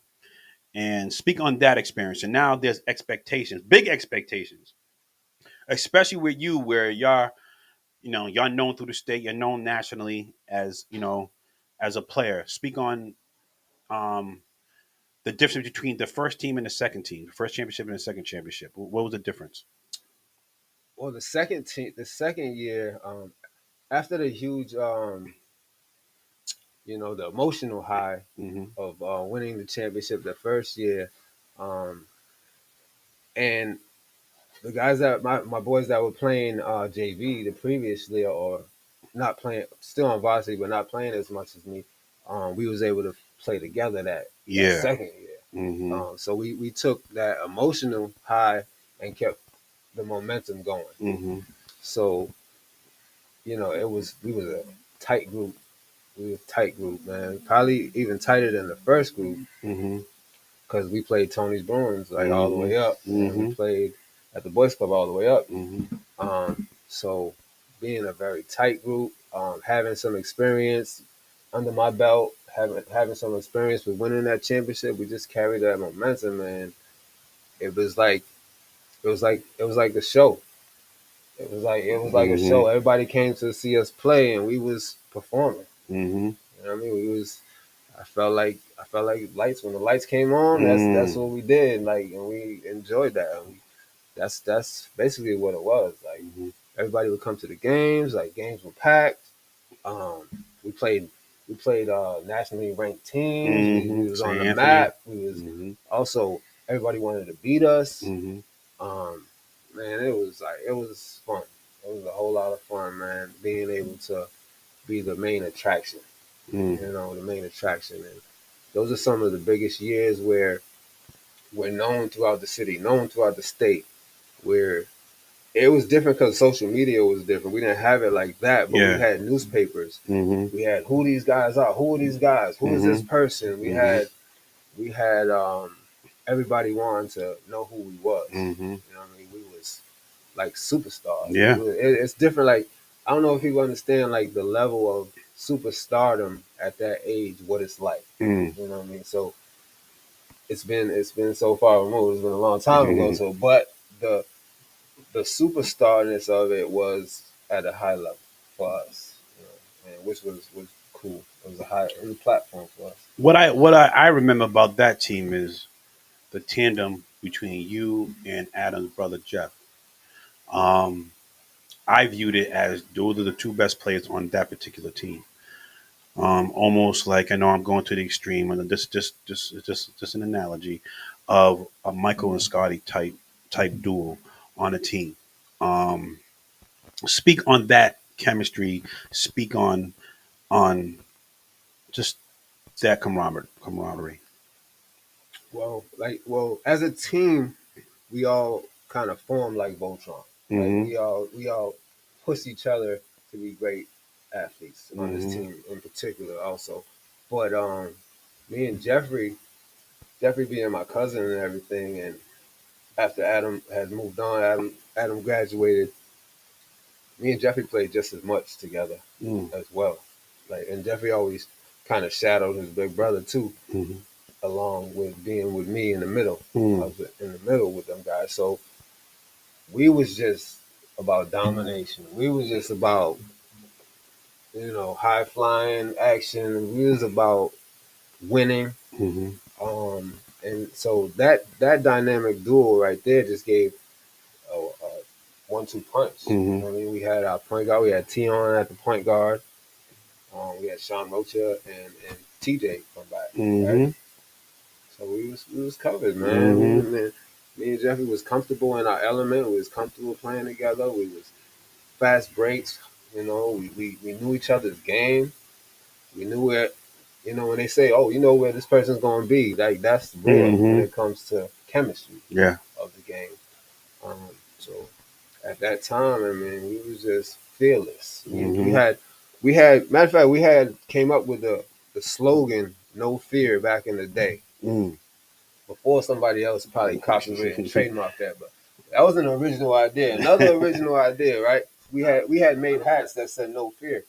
We step on that court, we wasn't scared of Yeah. nothing, No. nobody. Don't care what age you were, how big you was, and we proved that. We proved that. So, I was when Jeffrey played with me, I was ready to play against anybody. Like, Yeah. just going to war. Jeffrey type player you go to war with Yeah. on the court. Yeah. Simple as that. Man. Yeah. That's his personality. Yeah, you go to war with Jeffrey on the court, man. All right. Let's get into the speaking of the wars. I want to talk about the battles of Hold on, we got another caller. You're on the Wind Down podcast. Who's speaking? This is Derek Consatia. What's up, fellas? What's going on, D? What's the word? D-Con, what's I have up? one. I have one question for your guest, man, You got and it's gonna be short and sweet. I know you guys are talking about the second high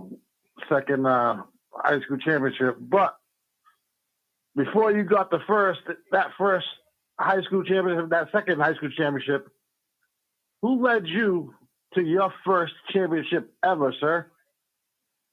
He spoke on it already. Yeah. He gave you the Oh, credit, bro. He gave I'm you the late. credit.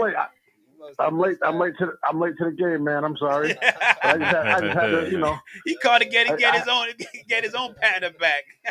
Yeah, I heard Fu. I just had to call because I wanted to talk Fu first, just so that Fu knew who got Marcus his first championship. Oh no, he Who cares he about put it that? out there. Who 20 cares about Bruins. that? I know, but who cares about that shot over there when you were like older? We're talking about who started it off. You know what I mean? I had to throw that in there, bro. Yeah.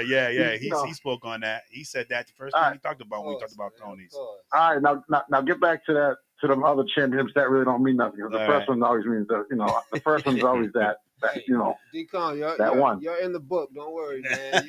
You're in the book, man. Early chapters. My man. Yeah. That's what I'm talking about. All right, But dude. yeah, I'll hit you up later, Marcus. I need a pair of those shorts. Yeah. All right, you got him, man. We got him. Nice. We're gonna speak on that too. Thanks, All D. right. I'll talk to you. All right, brother. Yeah, so what I want to talk about again, your battles with another great athlete, basketball player, in Durfee High, Chris Herron. Those matches going back and forth was a sight to see. Speak on that. But it was, it goes back to the Bedford Durfee rivalry, right? So I guess when we was in junior high, the stage was set. Mm-hmm. The stage was set like years before. So you had Mike Herron Yeah. playing when we was in junior high school, 7th grade or whatever. So I first met Chris in like 7th grade. I was maybe 6th, 7th grade. I might have been 6th. He might have been in 7th, but we played for Tavares or buddies or whatever, right? So Yeah. I met Chris and Jeff Karen at that age, Mm. and we was able to look at each other, and it was like Fall River versus New Bedford, right? Yep. It was there was things going on that we didn't understand. Mike Herron, Skip Karen, Yep. Coach Rodrigues, Yep.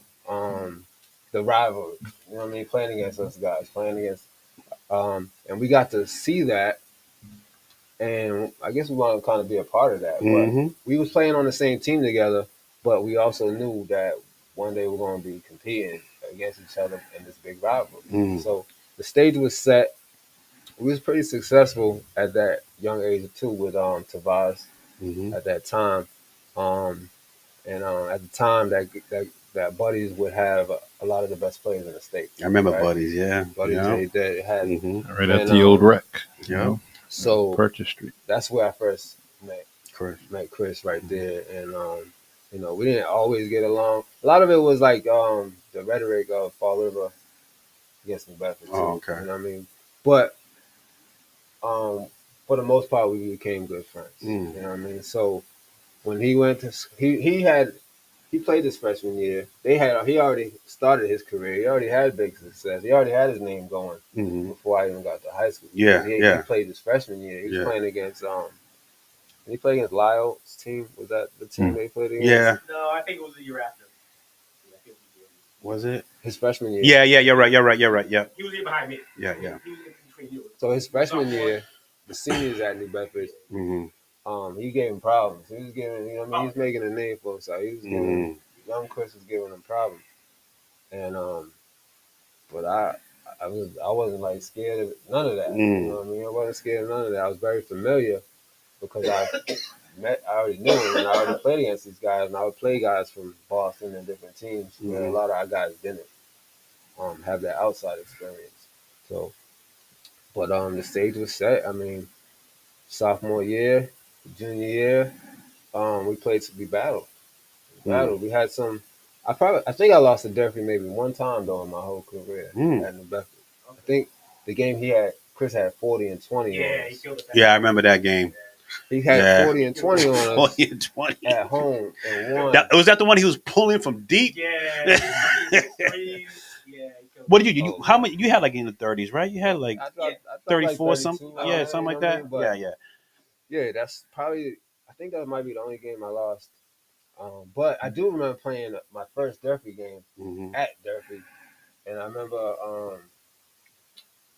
remember meeting Coach Karen on Durfee for the first time, and just hearing all the mystique from when Mike played up Yeah. to when Chris played. So it was now Chris's team. But I remember in two lines when I first met Coach Karen, he was like Marcus Wills. He said that sounds like a superstar name. Mm. You know what I mean? Like that's the first thing he Yeah. ever said to me, Yeah, Coach yeah, Karen. yeah. Like so, you know, and we won that game. I think I had my second dunk in that game. Young Chris had he had an alley oop that game. You know what I mean? Like he was jumping out the gym. Yeah, that he time was. too. He was trying to scare y'all. He Yeah, was trying yeah. to scare them over there. But I remember that it was like it was yesterday. But we ended up winning that game sophomore year. Right, that was our first Durfee game right there. And then I mean it was on. It was I on, man. I want to, because what I wanted to bring up too, because this I want to speak on the different roles, different personalities. I'm going to give you a story that Food told me. Is a story. He was playing at Durfee. You know how that their bathrooms were like, it was all open. So, but it was an open locker room, but then they had one bathroom that all used. So, so you was on one side of the locker room and you the other side of the locker room. So, Food's going to the bathroom, right? All of a sudden, Food's going to the bathroom, and Chris comes up from behind him, slaps him on his ass. What's up, man? How you doing? Just joking around, and they're side by side at the stall. Mm-hmm. So Chris goes to Food and says, I'm getting a dunk on you guys tonight. I'm getting a dunk. This is Chris talking junk, right? So Food goes, not if I'm got it, you not. Like they're just going back and forth, right? So the game's going on. I think this might have been I don't know if it was an alley oop, but he dunked it. And after he dunked it, Food's on the bench, and he came to Food and says, "I told you, I told you." Yo. I mean, Right. it was early in the game. You remember that? So, I say that story to say this. Chris was very, very confident, very flamboyant, as well as his brother. You were totally different. You were like what Fu says, like the quiet assassin, very humble about yours. Is that a correct description of the differences? And then I want you to further go on the difference between your roads. Like, what was his advantage? What your disadvantage? Vice versa. Because you know, where the games similar. I don't see a games were similar. I think he had more of a his game was more of a strength type of game. Y'all more of a like it was almost like I told you this before. When I watched you play, I felt like you wasn't even trying. You know what I'm saying? It looked like you wasn't even trying. So just speak on the differences in the game, differences of the roles you guys took, and what were the advantages, what the disadvantages were. Um, I mean, we both had leadership roles. We both he probably played more of a physical like he was more boisterous with his voice. You know what I mean? He was more taunting like to the fans. Like Oh, you know what yeah. I mean, a lot of that probably came from Mike too. Like Yeah. he knew how to play the crowd. Yeah. You know what I mean? Like Mike was like a crowd puppet. Like he knew how to play the crowd and stuff. It Like was fun. so, Chris was very confident in that. Like Yeah. the aspect of it. Very confident in his game. Helped take his game to another level. Like that alone could take his game to another level, and it did. He would put the fear in a lot of people. But my game was more. I was smooth. Yes. Like, I was smooth, but the stronger guys couldn't really play me because I knew how to get around the strong guys. I knew I was a different type of strength. I played with a different type of strength and speed, and I was faster than I looked. I was very, very deceiving. Was good around the basket. I was a good defensive player as well. So the games was we would both impact the game. Yeah. So we was the type of players that like who's like looking back at young Marcus, looking back at me, Yeah. like the players I like to see, the players I like to watch.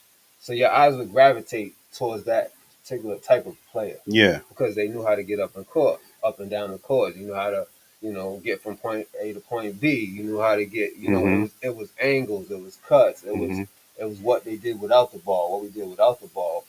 It was so people would gravitate towards our styles, even though they was different. You want to see that guy, and we would dominate.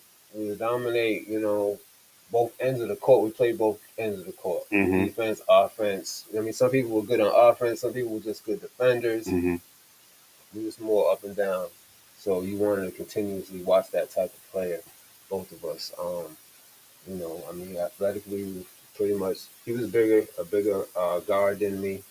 Um, Probably, you know, but we still got buckets. It was all about getting buckets. Mhm. You know, well, I don't know. I'm saying, what do you think difference in players as far as like you don't say who's better, who's this that like I could tell you that I was on that level Yeah. where I gave them problems and he gave us problems. Like Mhm. we was both a problem. hmm You know what I mean? That's what separated us from the rest. I just look at it. I don't. I just see the different. Obviously, you have different playing styles, and different personalities. And that's the difference I see. It's just different. They both were successful. You just had different play styles. Like I said, like you said, that his game was more of the strength game, and obviously he was a great shooter. He was a great shooter also, but when he went to the basket, it was with force. When you came, it was smooth. It was you position your body. You didn't go through guys. You went around guys. The the first step was your first step was deceiving. You know, sometimes it goes in. Sometimes what I noticed, you had those long strides to the basket. You know, like I even spoke to you a month ago about the Euro step. It's almost something because your stride was so long, it was almost like the Euro step. If I'm describing that kind of in a way, it was like that type of game. But again, they were both successful. So when I talk about the difference of also Chris Herron's story, they did a big documentary on what he went through. So this is my segue of going into now the next level of college years. We're talking about Northeastern, UNH, the recruitment process. What's your story when it comes to the college years? All right, so after the successful high school year where I was able to win another state championship with the team. Mm-hmm. We repeated. We had two back-to-back state championships. Then going on to our senior year where we was nationally ranked. Mm-hmm. We was nationally ranked in success and being highly recruited and everything. That whole process, um, I was recruited by a lot of big schools and everything like that. The recruiting process came down to and it comes down to like how can you close a deal? You know what I mean? This is like where business starts to come into to play. I was gonna go to UMass. I wanted to go to UMass, but the the deal basically didn't work out. Mm-hmm. It didn't pan out. Coach Calipari was leaving. Mm-hmm. There was changes going on. I think Coach Flint was coming in. Mm-hmm. He was bringing in other guys. They was trying to get guys to go to UMass Mm-hmm. ahead of me. Mm-hmm. There was a couple guys like that they was trying to, holding out basically like, Mm-hmm. my boy was like Wayne Turner. Wayne Turner, yeah. So there was things on the table that didn't transpire so smoothly as I thought it would. Mm. And this is where we didn't know a lot about that type of business. Yeah, the either. process, yeah. Like my dad only knew so much. Teachers, I mean, Coach Rogers only knew so much at the time, Mm-hmm. which you learn as you go in those type Mm-hmm. of processes. So when the deal came through when you had the ideal situation where Coach Dave Lato had the head coaching job at Northeastern. Coach Lato is from New Bedford, Mm-hmm. so it becomes a relationship thing. Mm. So if you look at our roads, so you're saying me and Chris's road, um, we both played for BABC at the end. We both were kind of under the BABC umbrella at the end of the high school career, which I came on to BABC later than he did. Mm-hmm. But I did go over there with Leo, and if you look at that senior year, the junior years, all of the top athletes from Mass were going to Massachusetts schools. Mm.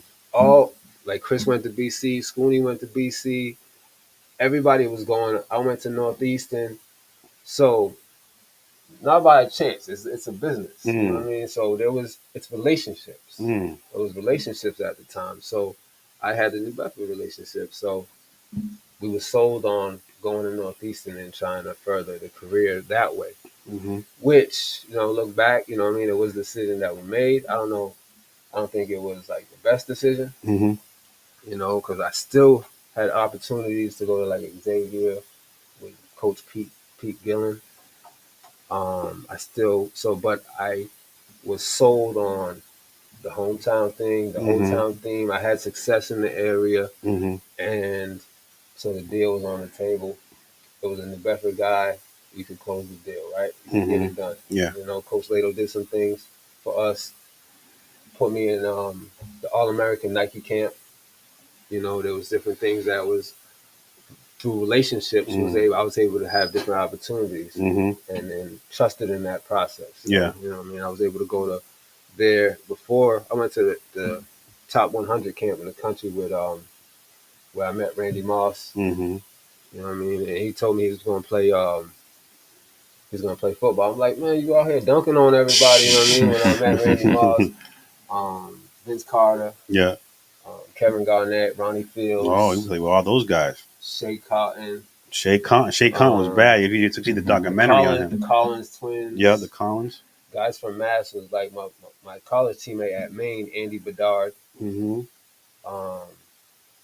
Scooney Penn, Randall Jackson. Randall Jackson. Those were good players, man. Oh, man. Jeez. This camp was crazy. And then it was at the Bulls facility in Chicago where Michael Jordan practiced. So, you know what I mean? We was up in there with all the top players in the country at the time, and that was so that was pretty cool. No, what was actually? How did you handle yourself there? Well, you need me some big names. Yeah, it was pretty overwhelming, to Mhm. be honest with you. Like, I was definitely below the radar. You know what I mean? Like, cause you had Vince Carter, man. You had Vince Carter, and you had KG still in the show, and you had Ron Mercer. Ron Mercer, yeah. I had battles with Ron Mercer. I done played Ron Mercer at Boston College before. Like, so I met him when he's from Tennessee. Mm-hmm. But guys like that, like, and Randy Moss was on my team. Mm. It was definitely overwhelming. But I held my own. Mm-hmm. Keep your friendships. Man. You keep your friendships with all of them. You know what? It was a different time. Mhm. That's what I'm saying. Like I met a lot of famous people at that time. I was around pros, but it wasn't like social media. Yeah, we could connect. It was more competitive. We play and then we'll see you later. You know what I mean? Like it was definitely like I wish I did because I would play with like D Brown and those guys on the Celtics when they was playing pros and they really took a liking to me and stuff like that. But I didn't get a chance to get more information from them. Yeah. You know what I mean? Yeah. Like, I was around them for a short amount of time when we had different events and it was like really taken to. It could have took me under their wing in that aspect. And that's how you become professional, hanging around professionals. But getting those relationships, getting those, that's how you learn. Getting the information. Yeah, because you got to get that pro knowledge, like the pro game. Like, you know what I mean? It's so much more to the pro game. And what it is to conduct yourself like a pro and play pro. And so there was certain times where in my career where I was on that level and I just needed a little more. Do you think that was a difference between you and Chris? Maybe Chris had people around him who had the information or were able more access to the information. Yeah, in a lot of cases, definitely. Definitely. The relationships he had some more relationships than I had when it comes down to that. It's a business, you know what I mean? It's a business, it's relationships, it's getting people to where they need to get in that to play professional. You know what I mean? You had other guys that you had like some of the toughest guys that I played against, like Jamal Jackson, pro, Scooney Penn, pro, Wayne Turner, pro. These are guys I played against like battle. What about Ray Allen? I played against Ray Allen, but he was in a different league when I played him. You know what I mean? Yeah. People said he played dunked on you. Did he dunk on you?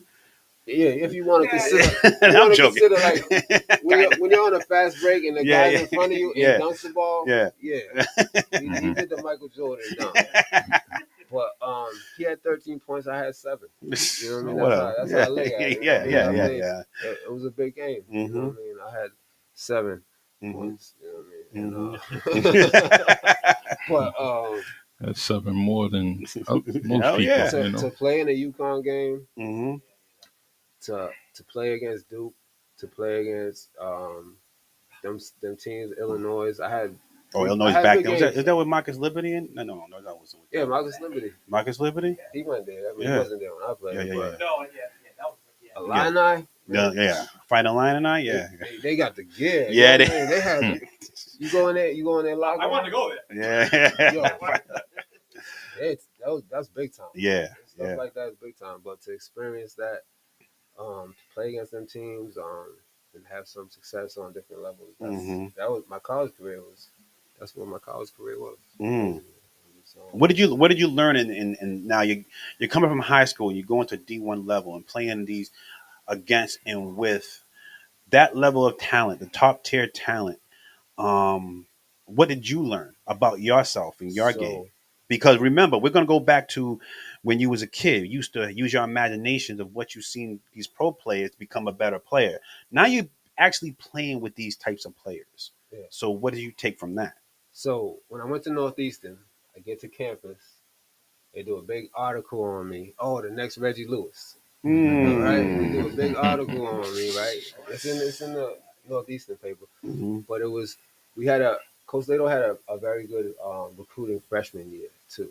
Mm-hmm. Right? So he recruited a bunch of my boys to this day. You know what I mean? I got some really, really great friends from there to this day. Mm-hmm. My boy Harold Miller, my boy Al Rue, my boy Torrey. I mean, What about my boy, Lonnie Harrell? yeah, Lonnie, big yeah. bro, He was big bro, nice. Lonnie Harrell. Lonnie was nice. I mean, if you do your knowledge on these guys, Lonnie was the truth. He's pro. Yeah. Lonnie he went to the NBA and all that. Big time DC baller. Mm. So when I met these guys, I get to Northeastern campus. I'm like, I got this big article on me and everything, and I go play pickup basketball for the first time. So this is where I tell this story to guys like that I train and stuff that are going that hit walls. I tell them to my daughter. I told Imani when she was going to hit the wall. Mm-hmm. Like, so there's walls that you hit. This is what I learned. So I get to campus, open run. So I go play. You play games to 15 in open run. Yep. So that whole first week I couldn't score. Right. So I was like, damn. Like, I couldn't score a point in open run. Right. So I get to Norby. I'm like, damn.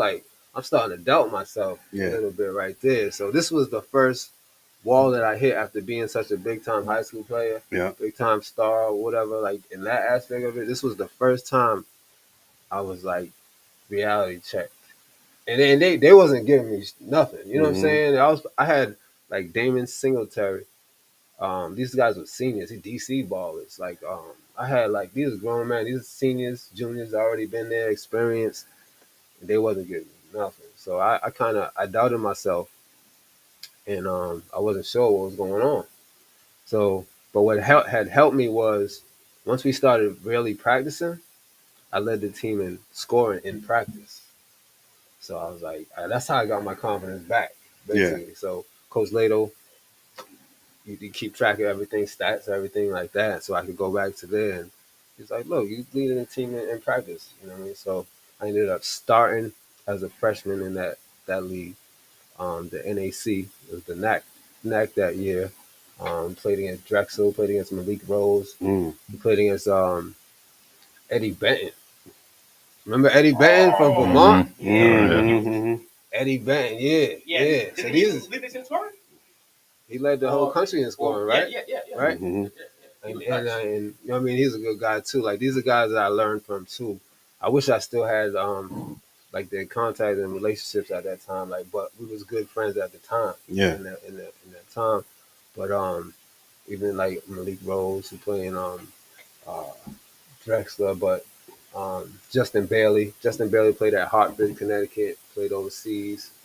But that year I made the all freshman team for Northeastern. Mm. Right. So I made that was an accomplishment, another accomplishment right Mhm. there. So I was a top 5 freshman in the league. And I was off and running right there. And then talk about that year after. So this is where it gets like you start to make decisions for yourself. I'm in college. I go to after the season, we probably finished like 10-10. You know, like you're playing mid-major D1, playing big schools. You ain't beating them big schools. Mhm. We didn't go too far in our conference tournament. Um, so Coach Lato, anyway, he coached 1 year and then he decided to go back to UConn. Oh wow. Yeah. So after all this recruitment, all this big thing, like, so he asked me what I wanted to do. I was like, I'll go to UConn with you and all that. So this is where the reality comes in. Like, so meanwhile, I'm big man on campus. I'm with the seniors, Mhm. and I don't go to class after the season. Mm. Oh, he didn't go class at all. I'm hanging out in New Bedford, so I never really had a good work ethic at that time to come back to New Bedford and train. I had nobody that pulled me in, or it was I take full responsibility. I should have came in the gym, found a gym, and worked out. But I would Mhm. come back and hang out. Yeah. I would come back. I had no, you know what I mean? I was still the big man in the city. Like I was still, but I would come back and hang out. And so when it was time for me to make moves to go to other schools, Yeah. it became difficult. So this is part of my story where it gets rough and it gets reality. So Coach Lato goes back to Northeastern with Calhoun. I'm not able to go with him because I can't transfer over and everything like that. A new coach comes in, Rudy Keeling, who was a coach at University of Maine, comes in, and I go in the next year and I sit down with him and he's like, okay, so man, I want you to come here, but I can't even get you back in here with these grades because I didn't go to class after the damn season, and nobody was holding me accountable or anything. Mhm. Like they just kind of like let me go. Like Coach Lato was gone, and so Rudy Keeling was the one. He got me into the #1 junior college in the country at in Illinois, Yeah. Albany Central. Right. Okay. So I go to Albany out there where we play against Vincennes with Sean Marion. Yeah. Sean Marion was in Vincennes. Yeah. Um, and I played in the Wabash Valley League out there in the Midwest. Mhm. It was a great experience. So me not doing well in at Northeastern and having very low credits, I had to sit out the first half of the year at junior college.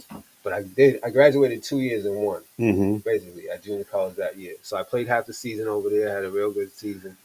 Um, was recruited by Billy Donovan at Florida. Mm. Couldn't close the deal. Ended up getting another guard.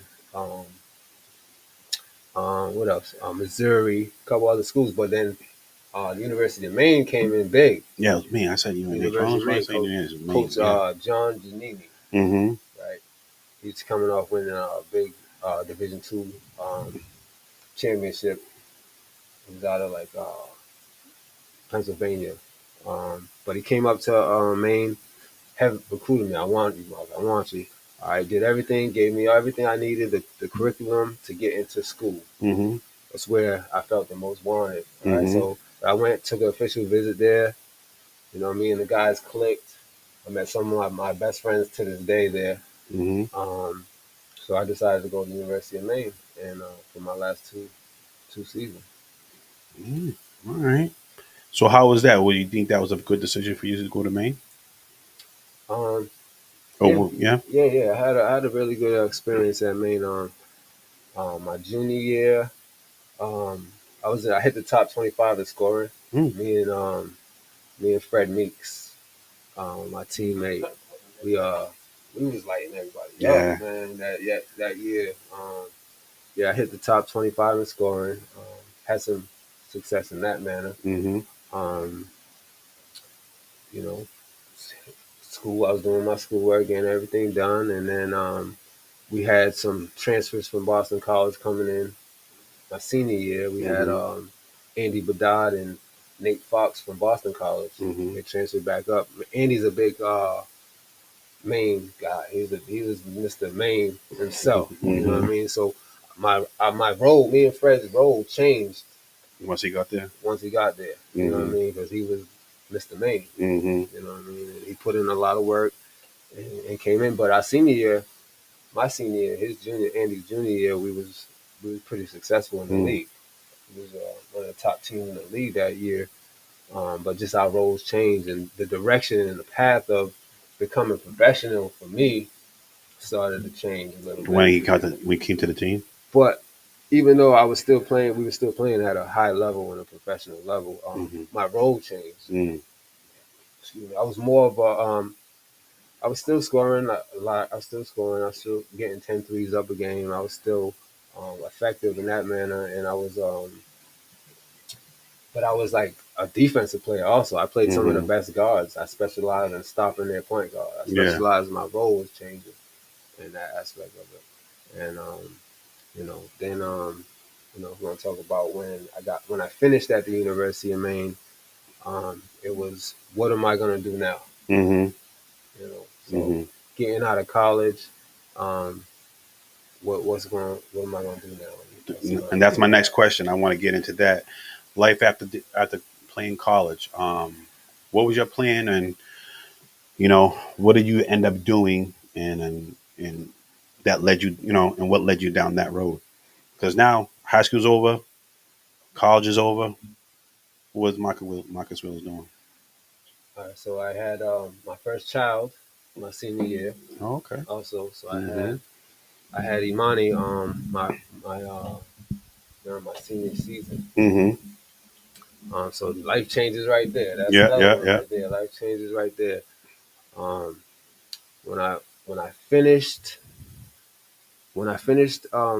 University of Maine, I had options. I had options to go play in Portugal. I had opportunities for some Celtics tryouts. Mm-hmm.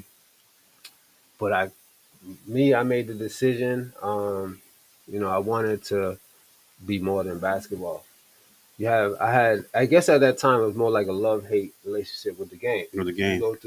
You go through these love-hate relationship with the game. So it's kind of like a transition. Like, do I want to do this? I felt like I'm more than a basketball player. These are things you learn about yourself as a young man. As you grow, yeah. As you grow, right? So I was in them predicaments and figuring that out. So I moved to Indianapolis. I went and stayed there, started my family. Um, Still, so I kind of was removed from the game a little bit. That's when I started to remove myself from the game a little bit, and live life. But when I would play, I still was better than everybody. Yeah. You know what I mean? I wasn't in the NBA, but you're better than everybody. You're at a certain. So it's like, what do these guys do? Or guys like me in that position now? You're still in the top percentile in the world of It's crazy. You go play anywhere and you're still that guy, but you're just not in the league, or you're not. What tells you how good the people that's in the league. Right. Right. Right. Uh-huh. Right. Because that's a whole nother thing. Like, but you have to, in order to be professional at that. For me, I would have had to like adjust my game. You know what I mean? I would have had I did transition. I would have to be a point guard. I would have to play like Rondo. I have to be like an assist guy. Yeah. You know what I mean? But you didn't have that mentality. I was just a scorer. You know what I mean? You just want to be a scorer, the best scorer you can. I always wanted to be that guy. And so I never really made that adjustment that way. So do you feel like you couldn't make that adjustment because you couldn't change your mindset, or is it you just being stubborn? No, I'm a scorer. I think taking time off hurts you. Okay. Like, if you're not, you got to stay in it. In it. As soon as you take time off, like, there's people that will become better than you. You know what I mean? Along the way. Like, there's no chill. Like, if you trying to be a pro, you better just all out until you done. You can't make pros. Yeah. You know what I mean? Like, there's no breaks. There's no breaks. There's none of that. soon as you break, like somebody's coming for your job, Yeah, somebody's yeah. coming for It's, that. it's only in Um, a certain amount of spots. there's ways to come back from that. There's ways to bounce back from that. So what I did was I played in money tournaments. I played at different tournaments. I would go to Atlanta and play. I would go to New York and play. Um, but you know, I basically retired in my prime. Mm. You know what I mean? How And old? How old? How old are you? I basically retired at like 23. Wow. And there was years in my 20s. There was years in my 20s where I didn't touch a basketball for like 3-4 years. Wow. You know what I mean? So I would go and come back to the game, and maybe at 28 I came back and I started to train, and Hmm. I started to find out other things I was good at. You know what I mean? And training actually brought me back to the game, Mm. and it allowed me to play in a professional atmosphere after that too, to come back and play internationally. Which makes a great transition. Can you put up the first logo?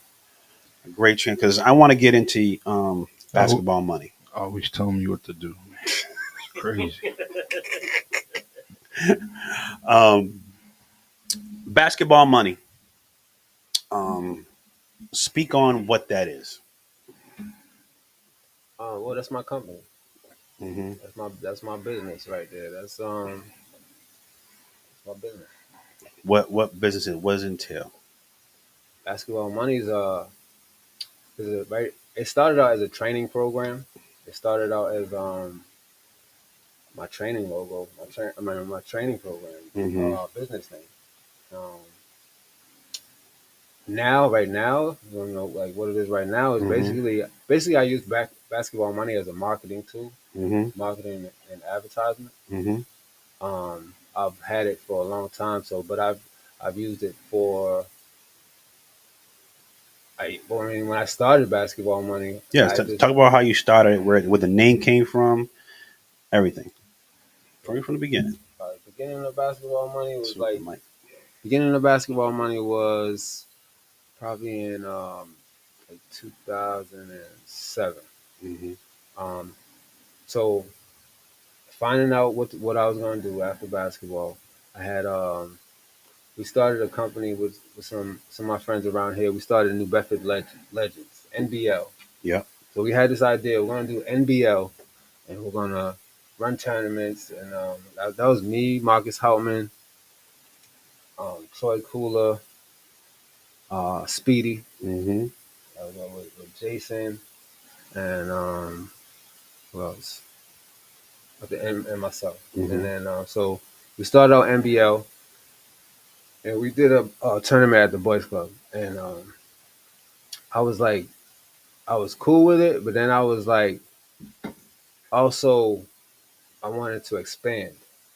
And I felt like NBL would just keep me here, Hmm. and I needed something on a Hmm. broader scale. So I took a trip to our family's house in Georgia, in Atlanta, Hmm. um, and me and cousin Chris. Yep. I was sitting there with cousin Chris, and we was chopping it up, and I was like, Chris, that guy's crazy. I started thinking about like some names and stuff like that, and it didn't come to us. Like, we gotta figure out a name for this company. I gotta Yeah. figure out a name for this. So also, I was struggling a little bit. I wasn't like the best time, Hmm. you know what I mean, financially and everything. So one day I went to the park. It's a park in Marietta called Shaw Park. Hmm. I went out there and I started training kids out there and people out there for $10 an hour. Mm. So one day I went. I had my friend, actually I know her dad's a coach, Emily Dixon. I trained Emily. She was a really good player in the area, and then I started training other people. They're like, oh, watching me teach out there. So one day I went to the park and I trained 10 people for that day for $10 an hour. So it was all day. So I came home with $100, and I was like, "Damn, that's basketball money." You know what I mean? So it clicked. It clicked, and I was Yeah. like, I found a way that I could pay myself. I found a way that I could give a service Hmm.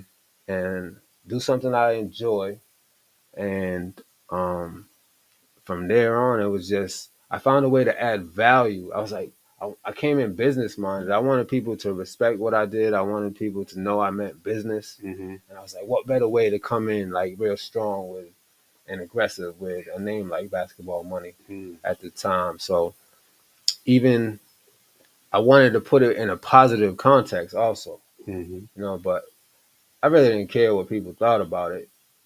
But it made people feel a certain way, good or bad. Mm-hmm. I knew that. So I went with it, man. I was like, Basketball Money. It became like a way of life, and I want a lifestyle that I created. You know what I mean? It comes Mm-hmm. up. That's waking up every day and doing what you do. And I was like, your Basketball Money is different than mine. It's Mm-hmm. what you do. So I defined it myself. I defined it and made it work for me.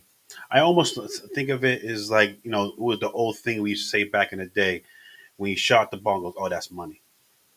You know what I'm saying? That's how I perceive it. Money, money. I mean, you don't use that term no more as I don't know in the basketball, No, I mean, But I that's remember when we were kids. Oh, that's money. that. Not in that instance. Not in But that that's how I instance. took it. That's Yeah, how yeah. I No, take it. no, no, no. This Yeah. was like Basketball Money. I'm gonna get what's mine. I'm gonna Yeah. get paid. Mm-hmm. I'm gonna get paid Mm-hmm.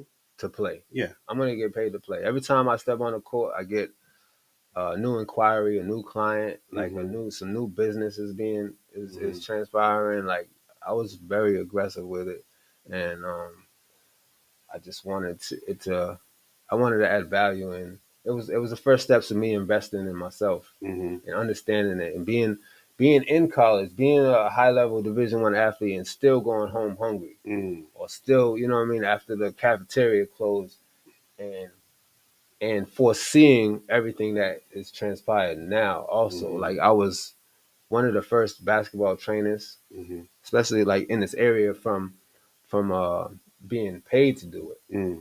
and I was like, I wanted people. I envisioned people making money doing it and making a living doing what I'm doing, Yeah. coming from $10 an hour Mm-hmm. to what it is today. Mm-hmm. I kind of foreseen it or wanted to inspire people to do it, Mm-hmm. and that comes from me watching Coach Roddick train and Coach Baptiste train and those type of blueprints, Mm-hmm.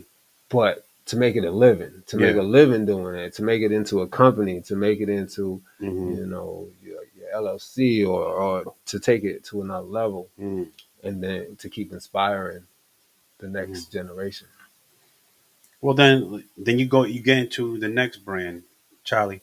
Before you move for some second, you go into your next brand. Sorry, Charlie. I'm telling you what to do again. Is it restaurant? Yeah, actually, we'll take a music break and we'll come Yeah, back. let's take a music break, I man. keep on going. I'm just keep on going. You listen to the Wind Down podcast and W1 Radio. We'll be right back with the rest of this interview and the final thoughts and all that. I'm going to play some BBD again. Word to the mother. We'll be right back after this.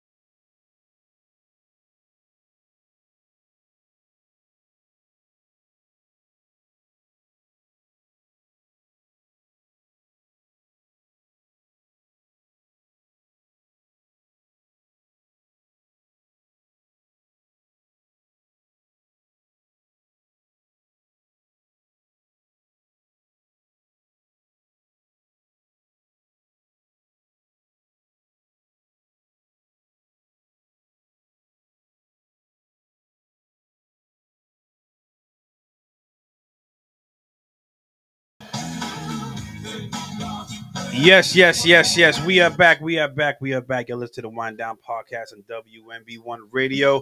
I'm your host, B. Cott. I got my man Charlie Perry in the back helping me with this show today, and our special guest Marcus Wills. Hey, We got into a lot of things. It's a journey from kids to now.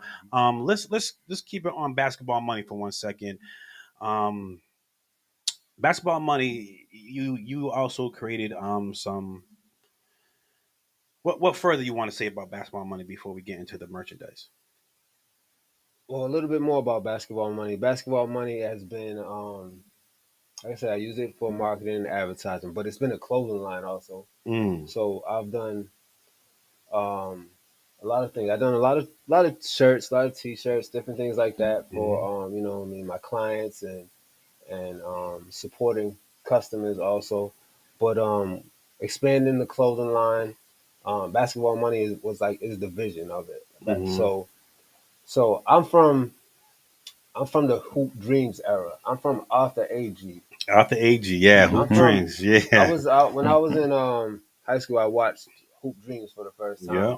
and we got a sneak peek of it at this basketball camp where we got to see it first. Mm-hmm. But what Arthur Agee did after, with the ups and downs of basketball as well, Mm-hmm. what he did was start Hoop Dreams, the clothing line. Mm. And when I played for Boston Frenzy in like 2005, when I played for Kobe Bryant's dad, mhm. right? We had uniforms, and it had Hoop Dreams on it, Mm. Arthur Agee uniforms. Hoop Dream. I was like, "Man, okay." So I Mm-hmm. needed me a logo. That's where I got the idea kind of too, where I needed me a logo Yeah. to put on it. So I need the basketball money to have. So I I was really good on the computer. I designed different logos. We had different. I had used to have like a globe with a basketball. So it went through many different transitions Mm. from then till now. But recently, like maybe like a year, maybe like 2, 3 years ago, I nailed it with this one right here. Mm. With What's the behind this right now? yeah, what's behind us right now. Mm-hmm. Funny Um, thing is, I wore that T-shirt last week. Did you? the The basketball basketball money. money one. Yeah, man. I mean, you got this one with that logo. No, the old one. The old one. Right, Yeah. right. So Mhm. it went through different Yeah. transitions, but from learning how to market and learning business, and this one right here that you see, it just read everything in a simple manner. Mm-hmm. Yeah. You know what I mean.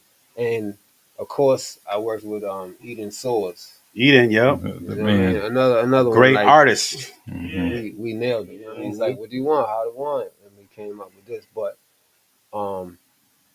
Now I got my logo. Like we can't be stopped with that logo. Mhm.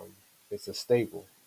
It's a staple, and so we're gonna do high school uniforms. We're gonna do college uniforms. We're gonna do semi-pro uniforms. So basically, you're gonna see a lot of basketball money in clothing and gear in that way. Could be baseball uniforms, football uniforms. On any level, we're gonna market that brand. The big Right. thing is with basketball money starting off. You started doing the shorts. Um, you came up with the white and red New Bedford High School shorts. Yeah. I mean, those things are a big deal to us, especially around in this community. And then now you have the basketball shorts in different colors. You know, I got the black pair and the white pair where you have up here. Can you take out the packaging? I like to show just an idea of the shorts, the basketball money shorts, New Bedford High School shorts. That it's definitely becoming a thing. It's a great idea, especially for this community to represent their community. Um, So I did replicas. So I got the idea. I had some old New Bedford High shorts from 1980s, or whatever, Okay. right? So that's before my time, right? Yeah. And they were short shorts. So Yeah. I had some short red ones. They was official. They was made by Champion. hmm I studied a lot of Champion Like the ones Decon wore. clothing. Yeah, Yeah. yeah. Decon shorts, the real short ones before the short ones were in style. Yeah, These yeah. like way back. But I wanted to do a replica, something similar, because I always like that vibe. I always like that New Bedford, hmm that NB, that NB. standing out, and I always wanted to wear it. You know what I mean? Mhm. But so I always had a vision of making it into a modern Yeah. with a modern look. So I had to trial and error. Mm-hmm. I did samples before. I had some that I didn't particularly like. So I had to do my research, get the material, Mm-hmm. and really map it out. Yeah. So I had some go out before. It was a little silky. They was a little long. It wasn't the Cut. style I wanted. Yeah. So this time I came around. I got with the right people Mm-hmm. and created this new cut. Mm-hmm. We got this new one right here. Yeah. Those are Basketball nice. money. And you know, you got your That's classic nice. NB right here. Yeah. We got the mesh material, and so the white just came in this week. So now you got a black pair, Yeah, I got a black pair. I'm buying. I got just Whites this white right pair here. right here. and then so we'll show them the black. But you know, I hope to get some accounts with high schools now. Yes. I mean, I'm in talks with some high schools now, and I'm going to work my way into doing their uniforms with our basketball money. Yeah, the logo. black ones are You it know? right there. I don't know. I Yeah. ain't talked to New Bedford yet, but these are similar. You know what I mean? Mhm. These are very similar to that retro NB style. So Mm-hmm. I don't know, man. What you guys think? I love 'em. as soon as I saw him, I said I need a Nice. pair. Yeah. He's got pockets. You know, maybe come out with the jersey, Yeah. but like I said, I got another company which you see right here, but this right here is going to be a staple for uniforms. We do youth uniforms. I do. You know, we're gonna market and brand that all over the world. Like that's a great idea. It's a great idea. High school need to get on that. Speak on what is water? Can you So that's my other company right can there. you put that up, Charlie? There you go. Tell me what to do again.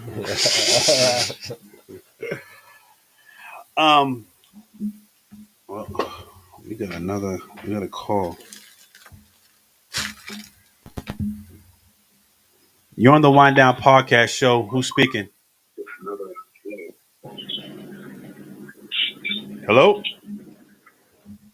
You're on the Wind Down Podcast Show. Who's speaking? Hi, this is Imani, daughter of Marcus Wells. Oh, what's up, baby girl? What's up? Money's on the line. Hey, I just saw the new shorts. You know, I got a pair of them long ones. I'm gonna need you to send me one of the short pairs. Oh, shoot. Of course. We're gonna get you the small pair. We're gonna get you the small. Yeah. Make sure you send them my way for me. Oh man, you got it. Of There course. she is right there, I guess. I think. We're gonna send that out ASAP. We're gonna send that ASAP, baby girl. What do you have to say to Marcus other than wanting some shorts? Well, I never got my win against him 1-on-1, but I did put up a good fight the last time we played 1-on-1. Oh shoot, man. Uh-oh. Man, I think I'm scared of you. it's time Oh. for game 2, I guess. Who we right? speaking to? This is my daughter. This is my oldest daughter. Oh, the oldest Nice. daughter. Yeah, so Very these nice. those that's my middle. That's my youngest. Oh, okay. All Very right. nice. Imani, you know, she played in Spain Yeah. professionally. So another thing, basketball money is we don't pay for college. Okay. Like we figured out how to do it. I'm first generation. Get the So- information. So I put it out and I manifested. We manifested that. We Yeah. don't pay for college. She went to school, got her education, everything, played ball. Yeah. Played over in Spain, played in Egypt. And when Yeah. she got back from Egypt, it didn't work out. Now she's a director of operations at Abilene Christian College. Oh, Wow. man. In Texas. Nice. Wow. This girl- Congratulations, girl. My oldest Yes. right now. Proud of you. Thank you. D1 ladies program. And Mm. so she's off and running. Like, Wow. so that's what it's about. Them doing more than I did. Them Mhm. doing more than me.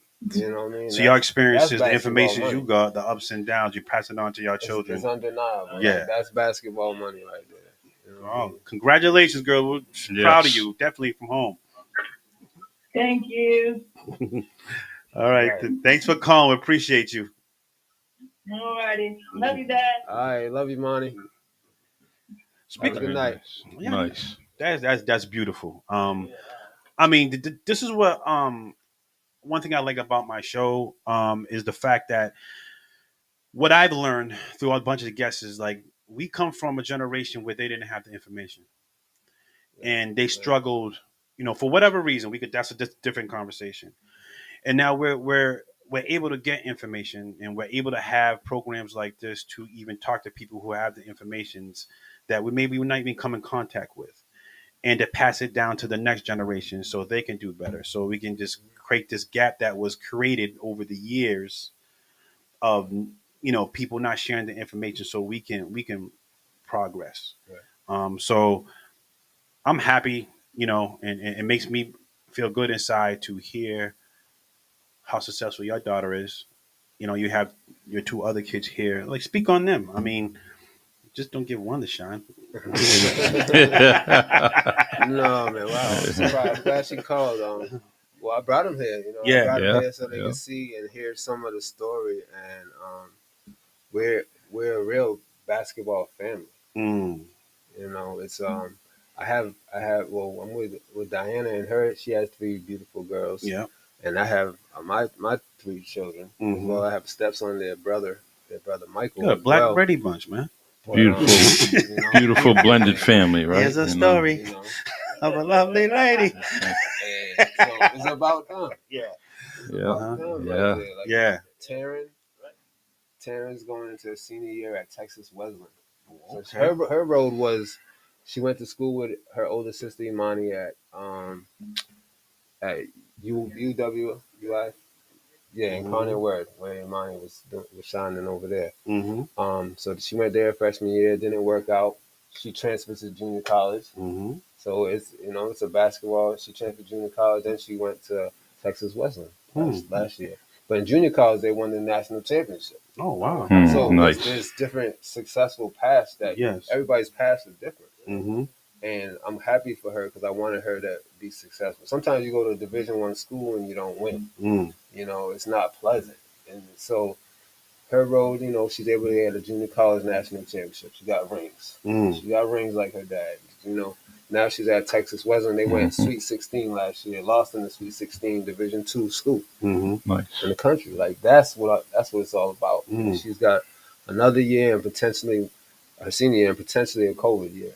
Mm. So to further her education and keep that education going, that's what's important. Is where it's at. And so I do this for them. And my youngest son, I really want him to see like what I've been through and what I've done, and I've done my best because it's a long distance relationship. They live in Texas, Mm-hmm. so I just want them to see that their dad works hard, that he's about his business, he's about what he's doing, he's focused. I want them to learn the lessons the best way I can from a distance. If that makes sense, you know what I mean. So, and I want him to know that he can do whatever he wants. Like he can create his own basketball money. He is basketball money. This is ours. This is if he has ideas, he has aspirations, and he's a tremendous athlete as well. Like we're a basketball family, like literally. Like I didn't really force none of my kids to play basketball. They just did it. And their mother also played basketball. Mm-hmm. So who do you pick first on your team? Who do I pick? Yeah, first. The kids? Yeah. Who do you pick first? Yo, oh man, now they'll be fighting. If I pick one right now, they're gonna be fighting. They are competitive. They are super competitive. Like, nice. Constantly. Like, and they push each other, so which is cool. That's all right. They'll be asking you the question tomorrow. No, man. I love all their games individually. They definitely. It's just it's crazy to see that the basketball is like in them. Yeah, it is. Like it's crazy to watch and see that. But I'm happy and proud that they're here, and we're hitting the gym. We're in the gym. Yeah, we're gonna put in that time. They ain't getting up early as me. Yeah, I see you 5 a.m, bro. They ain't gonna do that. I don't know if they gonna do that. But 5 a.m. we gonna, strong every day. I'm like, damn, man, shoot, smiling. Too, at least get on there at like 7 a.m. sometimes. Nah, we doing something different. Nah, that's I love the dedication. I love that the ambition, because that's not easy to do. Let's talk about water. What is that all about? Water came from more of like what you were saying when you was talking about money and everything like that. We used to, I think water came from more like with shooting. Mm, I over the years I became a very great at teaching how to shoot, mm, so I kind of excel in that skill. But the word, I mean, water is just the flow of life. You know yeah. what I mean? It's basically how I get it, like how I make it so interesting is it's my new storefront. So we got water everywhere. Like this, the shirts and everything been going everywhere. People Hmm. seeing them everywhere. It's starting to pick up, and it's all through a marketing plan. Hmm. Um, so water is just the flow of life. It's the first element. When you're not feeling well, when I'm not feeling well, I go to water. So it's the bottom line to my health Mm, and my being. So in understanding the importance of the element, like and it being a conversation piece. yeah. So when people see you wearing it, what's water? What's that about? Hmm. You want to talk about the ocean? You want to talk about clean water in the ocean? You want to talk about did I feed my fish today? Hmm. I wanted to leave it up to the viewer to pick out what water means to them or Hmm. interpret it in that way. So I didn't want to complicate it in that way. Hmm. But it's just a storefront. It's also a brand. It's also has we got clothing coming out. Hmm. Um, of course, like I could tell you a lot about business. I'm very business minded. You can't trademark the word water. It'll be like it's just you can't Yeah. trademark the So word yeah. water, but you can trademark the image. You can Hmm. trademark the artwork. So my LLC is going to be Day One LLC because Day One is the hardest day for anything on a new job. Day one in the gym, it's always getting back to it. Hmm. So I started. So that company, the umbrella for water is called Day One, which most people don't know Hmm. because this is my storefront. Hmm. Okay. I You get know it. what I I mean? just This kind is of Hmm. follow you. this is the genius part right here. You know Hmm. what I mean? This is the conversation. Let's talk about the positive. You know what I mean? Let's talk about whatever this Hmm. is. Um, but I just wanted to have an impact. I wanted a positive message. Hmm. Um, when I teach basketball, I use a lot of water analogies. Hmm. So it comes from that too. Also, like the fluidity of my game, the fluidity of how to play the game, Hmm. and usually like the youth responds Yeah. in that way. When you know what I mean, people learn different. Sometimes they learn different. Sometimes they got to see it. You gotta, sometimes you got to write it down. I'll draw it out for you. People learn different. And Yeah. I learn from listening. I can't. I don't. I find it when I read, I don't learn as well as when I listen. yeah, That's just my way of yeah. So learning. that's your skill right there. So Hmm. to give you that through conversation, or to give you Hmm. that, Yes. is what you want to hear. And oh, I get it. I get. I Yeah. get it. Yeah. I You know what I comprehend it mean? so much easier. So, but yeah, water is and basketball money has kept me like in the basketball realm. Even though I don't care, like my imagination, I'll put it on a football jersey if the deal's right. You know what I mean? And there's no limitations. I hate being limited. Yeah. I've always hated being limited. Hmm. So I don't put no limitations on it, and I that's how I get my breakthroughs. There's no limitations on it. So with water being very universal, I figure I can reach a wide audience, and I'm a roll with it, and I'm winning every day with water. Hmm. Like so, I like get up every day, and I know I'm winning, and it works. Yeah. Cool. Cool. Um. Uh, Towards the end, I want to talk about your international playing. You play for Cape Verde, is that correct? Yeah, yeah, I did. Speak on that career, that part of your career playing overseas and things of that nature. So before Cape Verde, we went to I played with Boston Frenzy. Hmm. So actually, I mean, let's go back because this is interesting. Um, I was on one of my hiatuses from the game Yep. before I came back to that. Hmm. So before I came back to the Frenzy, and Marcus Houtman was at a high point in his career, playing basketball in the area, Hmm. playing for Cape Verde, um, getting his name was out there. Yep. You know what I mean? And so I talked to Houtman one day, and he was like, and he was just telling me how he was inspired by my game, and so he kind of rejuvenated me in that aspect of it. So where I came back to the game, and then the opportunity for the semi-pro team with Kobe's father was coming in with Coach Jellybean. Jelly Bean, yep, right. Coach Bryant came in and tried out, made that team. We had a big and one guys came down. We had some pretty big names on there. And it was an opportunity to get paid to play. So that was basketball money too. You know what I mean? Like once you get paid to play, it's like you don't want to do anything else. Like it's a whole You're different getting feeling. paid to play a game. Yeah, When that's you get just a the check- American dream. when you get a check, it's the same thing. So I got that feeling. You get a contract and you get paid to play weekly. I'm like, man, I get paid to go to practice. You know what I mean? And in the game, it's business. It turns into your job. You learn different aspects of that. So I was able to do that and play against some high talent, travel, learn about the business. Coach Bryant actually taught me how to be a pro.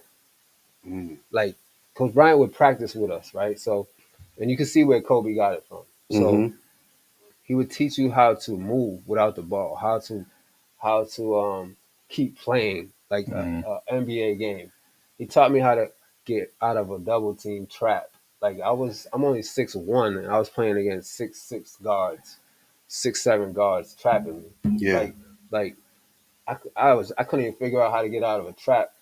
But he told me how to he taught me like this pro spin out, boom. You know what I Okay. mean? So there's certain things you don't get that education until a pro teaches you. Yeah. You know what I'm saying? And you're not gonna get it in college unless you're gonna go to the pros. So there's certain things that will help you be professional. So that was my first taste of professional footwork Okay.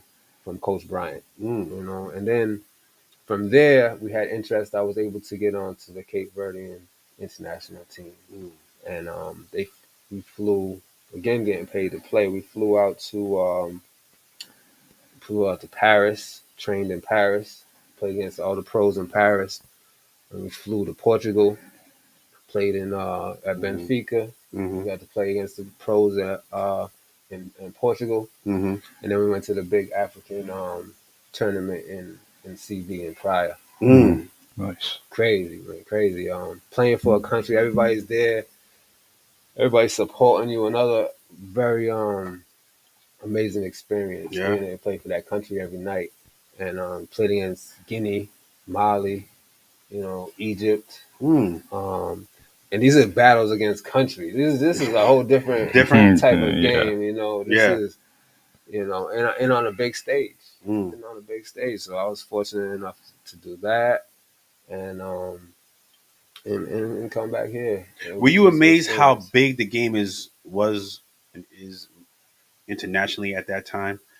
Did it hit you? Did you really we knew the game was, big at that time, especially after the 92 Dream Team. But then, at that point in time, you past that 92 Dream Team that I think that was the cause to make the game even bigger internationally. Yeah. And did you feel that? Or were you amazed by it? Were you surprised of it? Oh, I seen it. I seen it growing. I seen and the skill level was getting better all over the world. Yeah, so I mean, but that's when they used to bring out the U.S. players more. You had 2 or 3 on different teams out there in different countries, depending on where the guys were from. Yeah. So there was always pro players from the States on these teams as well. But I definitely seen the growth in international basketball while I was over there, and the business. It was a lot of my pro career and pro experience was business oriented. Learning the business side of the game. Yeah. Because the game is so big, it is a business. Yeah. It's not a sport. It's a business. In particular. The sport is just a product. Yeah. Yeah. Yeah. So once I learned that I can make the same money running my business that I can playing, it's still like playing. Yeah. It's still like playing. And a lot of guys didn't know what to do coming out of college in my position. It wasn't. But nowadays, everybody's going to be a trainer when they're done playing. Yeah. Everybody's going to open up their facility. Yeah. Facility when they're done playing. Yeah. So, we was kind of ahead of. I was kind of ahead of my time with it, and rolling that and influencing that, being a part of that movement. I always wonder, because we look at the game now today, it's a totally different game than you played when you were, in your prime years, and what is your thoughts on it? Some people say it's soft. I'm compared to the pro level. Um, you have like before, like you were saying, because you guys were going to the rim. You were dunkers. You was like more of aggressive play. Now it's more of a shooting 40, put up 43s a night. What is, and so you're teaching and training these type of basketball athletes to play the game the way it is today. Yeah. So it had to be a transition for you Yeah. to be able to Yeah. train how the game is today. Now, speak on that, like, because I remember you were talking about like the simple move of the step back or the Euro step. Mm-hmm. This is something that this wasn't in the game when you was in your prime, Right. and now, but you also had to, I'm assuming you had to teach yourself so you could teach it to others. Right.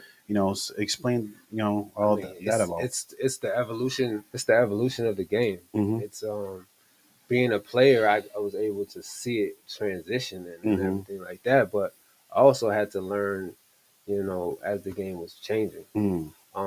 When I was playing and I was at my highest level in potential pro area, it was a physical game. Mm. I wasn't really big on the weights. Mhm. You know what I mean? I would have to transform my body also Mhm. to become a pro. Mhm. You know what I mean? And I didn't do that like that Mhm. either. So that was another process of probably today's game. I probably wouldn't have had to do it with Mhm. more of a wiry strength. It would be more conditioning and understanding that. So it was different. It was more physicality when I was playing.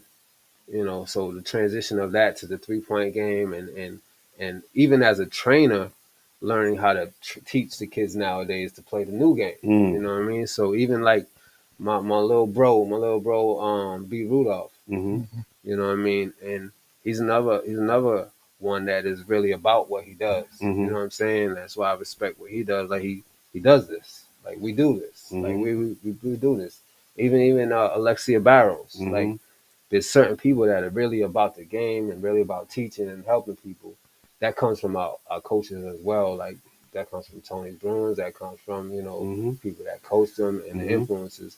But we're now teaching the game, so we learn from each other, and we give the kids now what they need. Yeah. And the skill level is there's more skill level than it was Mhm. before when we was younger. It's different moves, and that's why it's a different game, but it is what it is. Do you It's feel that the exciting. skill level is more because the style of play No, it's the training. is the training? Yeah, the training. I mean, they're training at young age now. They're Mhm. training. They're not training when they're like later on, so they're getting more training basically at a younger age. Because they have more information I at mean, a these young kids age. are starting at 6 years old, Yeah. and there's more of them. Mhm. There's more. It's not just one or two maybe starting early. Mhm. Everybody's everybody's training a little bit. So the real ones that do excel, the real pros, because it's still far few in between to Yeah. become a professional. Yeah. Yeah. You know what I mean? That professionals they acquire something different. It's a Different. different animal. It's a different beast. What is the you difference know, though? It's a different. It's a dog. It's like what I mean. They say you got that dog in you. Mhm. Like it's a different. It's a different breed.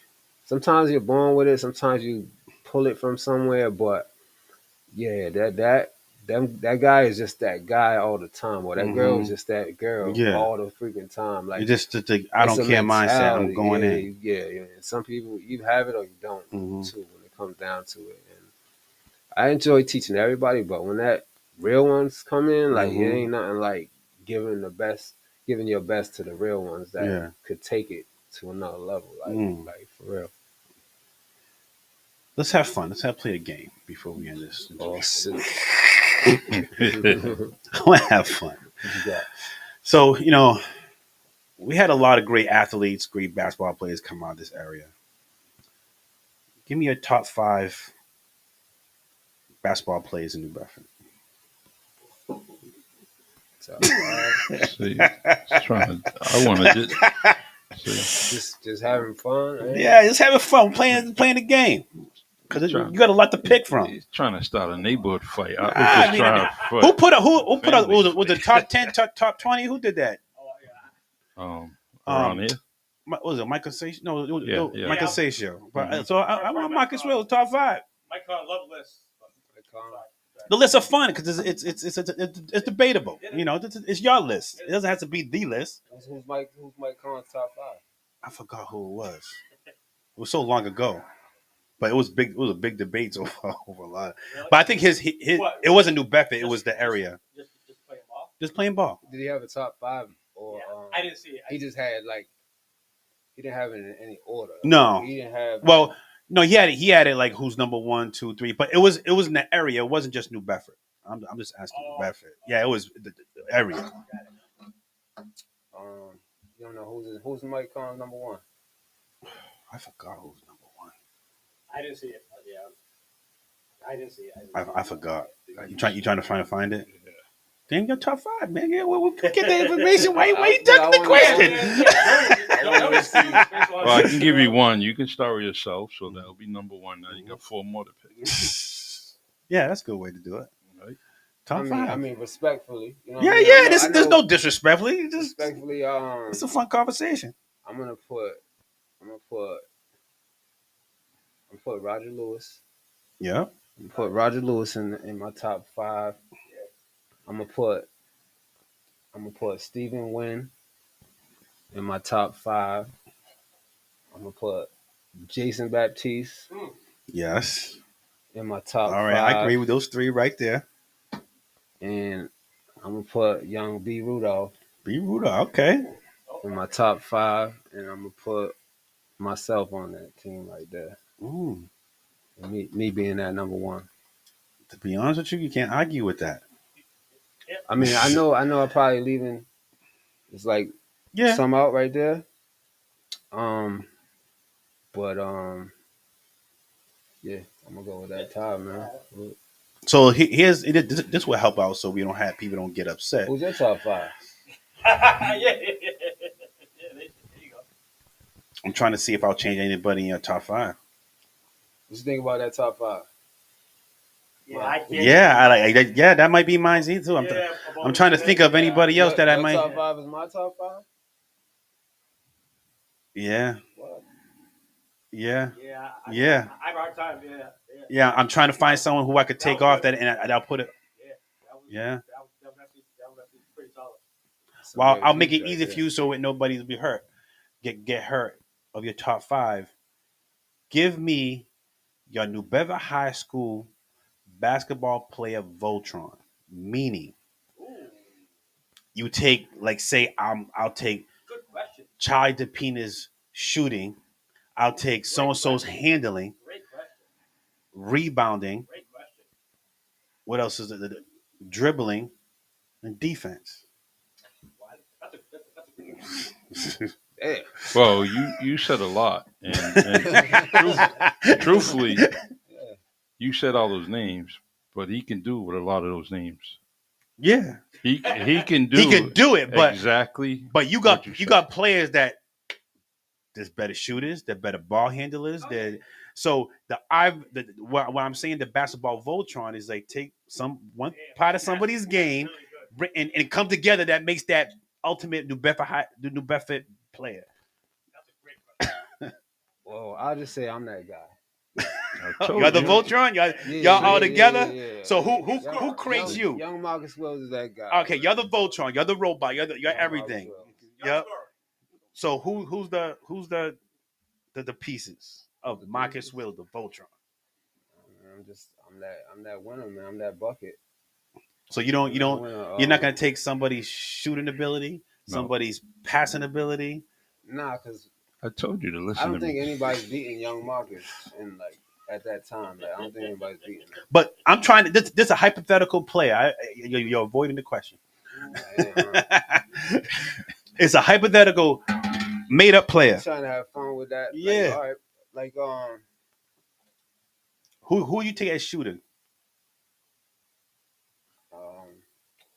Shoot, what's it on? Charlie's my boy, but I'm probably gonna take damn. just what I like Jason Bennett. Jason. Yeah, I like Jason Ooh. Bennett. Yeah, yeah. It was something different with his shot, man. You want to talk about like lighting it up? I like Jason Bennett. Ooh. Okay. Charlie all day, man. I like No, Charlie was all top, day, but man. this is your Voltron. What you got, Who's ball handling?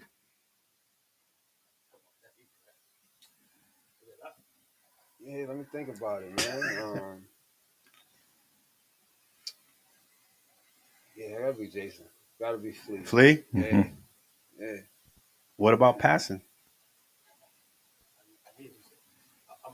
For me, same name for me. Yeah. But other than that, Yeah, but you trying to piece it up, right? Yeah, so Take you a guys, little bit from you someone know, else. yeah, that's what I'm saying about Voltron. You know, you got your, you know how the Voltron was activated.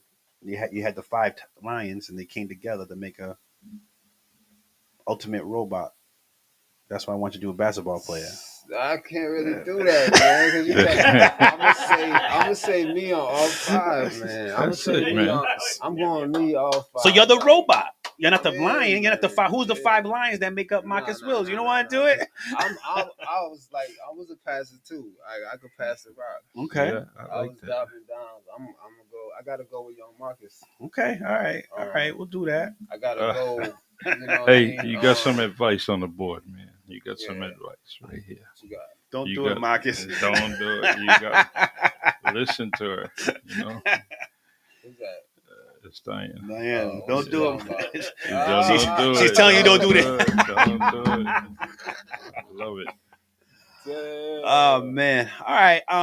Marcus, it was great having you, bro. Where's Bobby at, man? Um, Bobby little before my time, man. I ain't seen Yeah. much. I ain't seen much of Bobby like that. oh yeah. Yeah. Bobby who? Probably do. Oh, Bobby Dewey. Man, Bobby Dewey, Yeah. man. Yeah, 6 Who you gonna replace? Who you replacing on my list for Bobby Dewey? you could. Ah. But you always figure of your error Yeah. in what you saw. And that's why it's all perspective. Yeah, it's like It's your top five. If you had had someone who older, their top five would be totally different because of what they see. But I like having these questions with people who have played, just to see their it's perspective. Like, it's errors and everything too. Yeah. But, so that would probably be more of Bobby Dewey. Would probably be Yeah.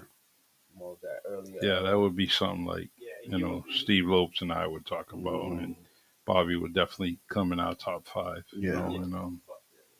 Because he was a but- beast. His and- mentality was just. In all generations, from what you know, I still like my top five Mm-hmm. as the records, like in the greatest. And there's some that like 6, 7, some that could be replaceable, but like it's kind of like even. But yeah, I like my top five. Do you say you're the all-time best player coming out of this area? Probably. Okay. Most I likely. just wanted to check. I agree. I just wanted to check. You definitely got a lot of votes on that, so you ain't alone. There's people that feel the same way, including me. I mean, yeah. I put in that work, man. I love the game. It's I'm looking at it from like looking at young Marcus now. Yeah. Like that guy. Yeah. You know what I mean? I'm not that kid. I'm not that kid anymore like No, that. But no. it's like he was tough. He was tough, man. Mhm. Dude was tough, man. It's a problem. All right, man. Thanks for coming out. This interview I thought was going to be, I could go longer, but we've been here for over 3 hours already. I mean, This is definitely 5 stars, man. Yeah. Great show. great show. Appreciate it, man. Tell people where they Appreciate go follow you and get your merchandise and things of that nature. it. Oh man, you got to stay tuned. Basically, I'm really just in the marketing, advertisement phase. Okay. So I plan on going live with everything, like the investments in the marketing and Mhm. advertising. So you're gonna see it. You could probably get it from me. You can go to my Instagram is official basketball money. I'm not on Facebook. I was doing a lot on Facebook. I had a lot of content. I had a lot of I shared a lot on Facebook. But I removed myself because I wanted to get more in the field. I wanted to get more reality. Like a lot of social media, even though I was using it to my advantage, a lot of social media is just a bunch of BS. Yes, it is. So putting that all in perspective and understanding what it is, I wanted to reach the people. I wanted to see the people wearing the water. I wanted to meet the people wearing my gear. So I'm more in the field when it comes to that. But you can catch it online.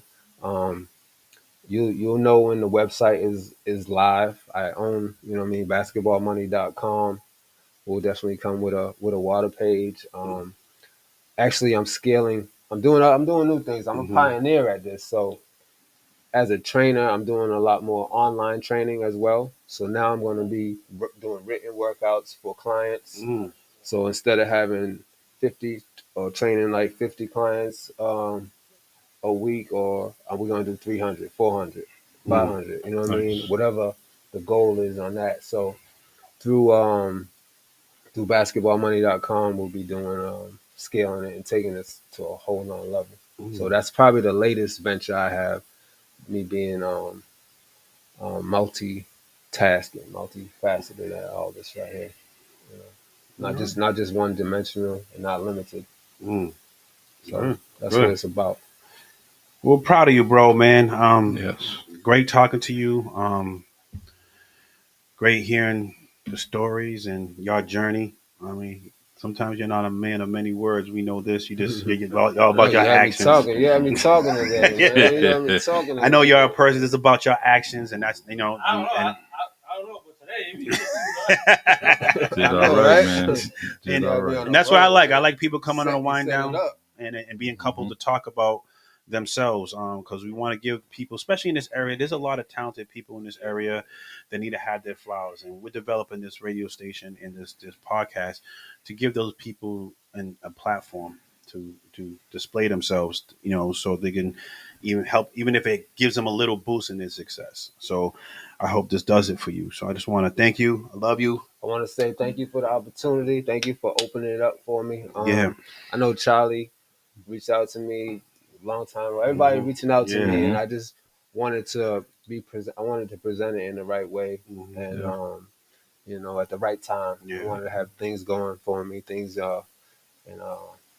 We in a good place. I'm happy right now with my family and everybody, and sponsor of the show and everything. You know what I mean? I make sure you got your body cream. Yeah, Check it Maolani out. Saray. Maolani Saray. Make sure you check that out.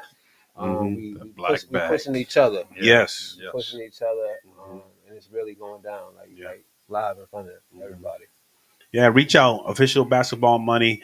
Contact him. Get some shorts. Get some merch. Follow him. Hire him for training. I mean, he's doing it all. He's taking these experiences and knowledge that he learned through his journey to better the next generation of players, and like he's doing with his children. So I want to thank you again, Marcus. I want to thank all our listeners and our watchers on Facebook Live. I'm sure there's going to be people that's going to come back on over the weeks to go listen and watch this interview, because there's a lot of people interested in you, man. And I think they're going to learn a lot from this interview. So I appreciate I hope it. to come back and talk about Yeah. the scaling of my business. Yo, please come back. This is what we're here Yeah. for. Like, I hope that we made it an environment that's comfortable enough where you could come and use that platform for your advantage. So again, I want to thank our listeners and our watchers. Download the WMB1 Radio app, and we here every Sunday, 7 p.m. Eastern Standard Time, with interviews like this. And go visit our website, WMB1.com. You can get all information on our show, all the shows on the radio station, including ours.